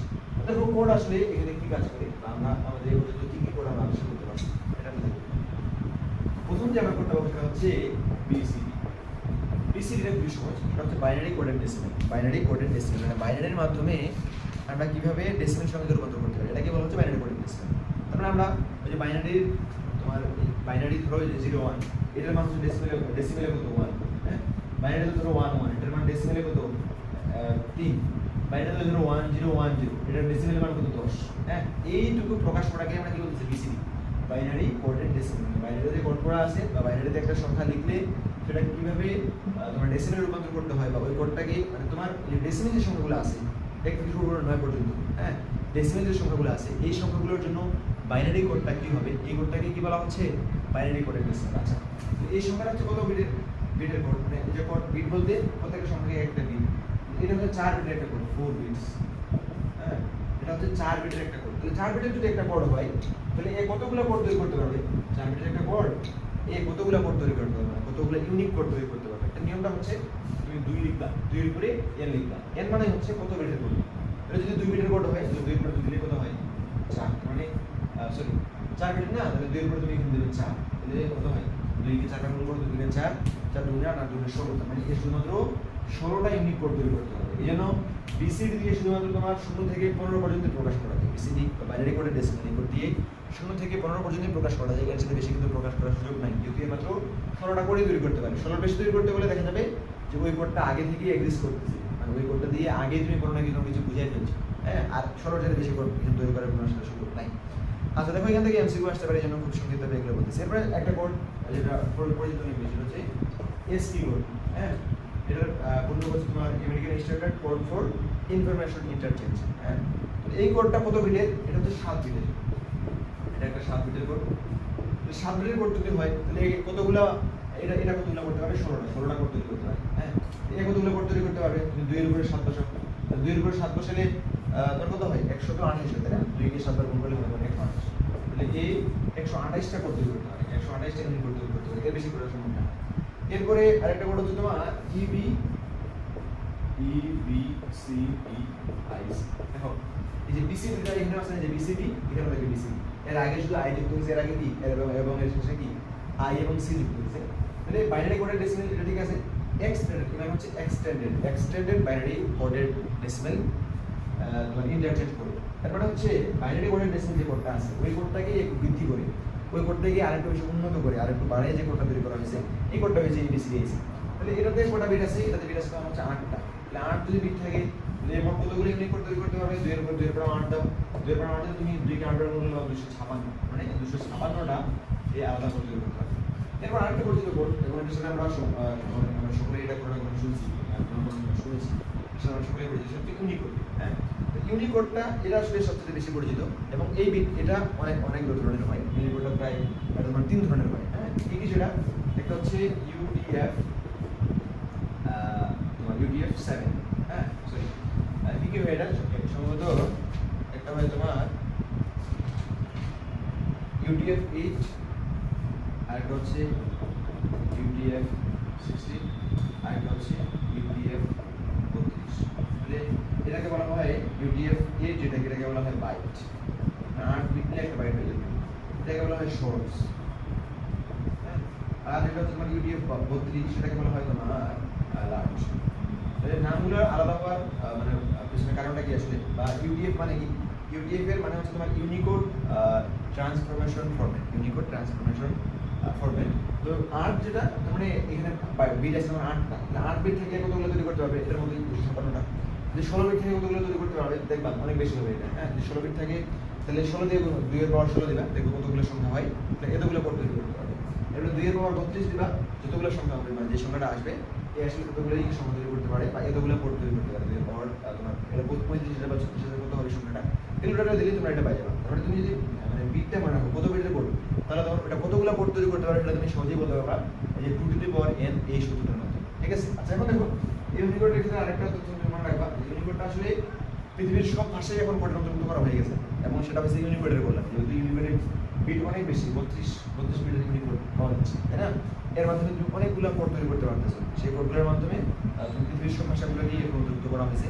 তো এই ইউনিকোড প্রথম শুরু হয় এটা 24টা ভাষাকে ইউনিকোডের অন্তর্ভুক্ত করা হয়েছিল। এরপরে এটাকে আস্তে আস্তে বৃদ্ধি করতে 32 পর্যন্ত করা হয়েছে। এটা পরবর্তীতে পৃথিবীর 154টা ভাষাকে, অর্থাৎ পৃথিবীর সকল ভাষাকে ইউনিকোডের অন্তর্ভুক্ত করা হয়েছে। মানে এখন তুমি কোডের মাধ্যমে পৃথিবীর সকল ভাষা রূপান্তর করতে পারো, কোডের মাধ্যমে সকল ভাষাকে তুমি আসলে প্রকাশ করতে পারো। আচ্ছা, তাহলে এই কোডগুলো তুমি মনে রাখবা, এটা এমসিকিউতে আসতে পারে যে কোন বিটটা কত করে, ঠিক আছে? এই জায়গা থেকে ইউনিকোড থেকে প্রশ্ন আসে, এটা বলে যে পৃথিবীর 2 নম্বরে যে প্রশ্নটা আসে যে পৃথিবীর সব ভাষাকে তোমার কোডের অন্তর্ভুক্ত করা হয়েছে, এটা আসলে সঠিক কিনা এই কথাটা বা পড়া হলে কীভাবে সেটা তুমি ব্যাখ্যা করো, তুমি বলে দিলাম। ইউনিকোডের মাধ্যমে আসলে এই কাজটা করা হয়েছে। ইউনিকোডের বিল সংখ্যা যেহেতু অনেক বেশি, সুতরাং এটা কোডও তৈরি করতে পারে অনেক বেশি, এটার সাথে বিল সংখ্যা সে কীভাবে করেছে বলে দিলাম। আচ্ছা, যাই হোক, আমরা আজকে ক্লাসে এ পর্যন্ত শেষ করছি।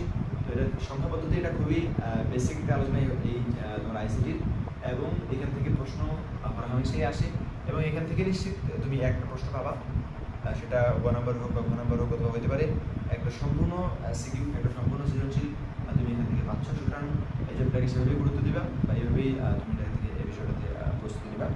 আর বাকি যে অংশটা থাকলো, যেটা ডিজিটাল ডিভাইস, সেটা আমরা খুব অল্প সময়ের মধ্যেই, কালকে সকালের মধ্যেই অথবা কালকে দিনের মধ্যেই আমি সেটা দিয়ে দেওয়ার চেষ্টা করবো। ঠিক আছে, আজকে এই পর্যন্ত দেখা হবে তোমার সাথে পরবর্তীতে। আসসালামু আলাইকুম।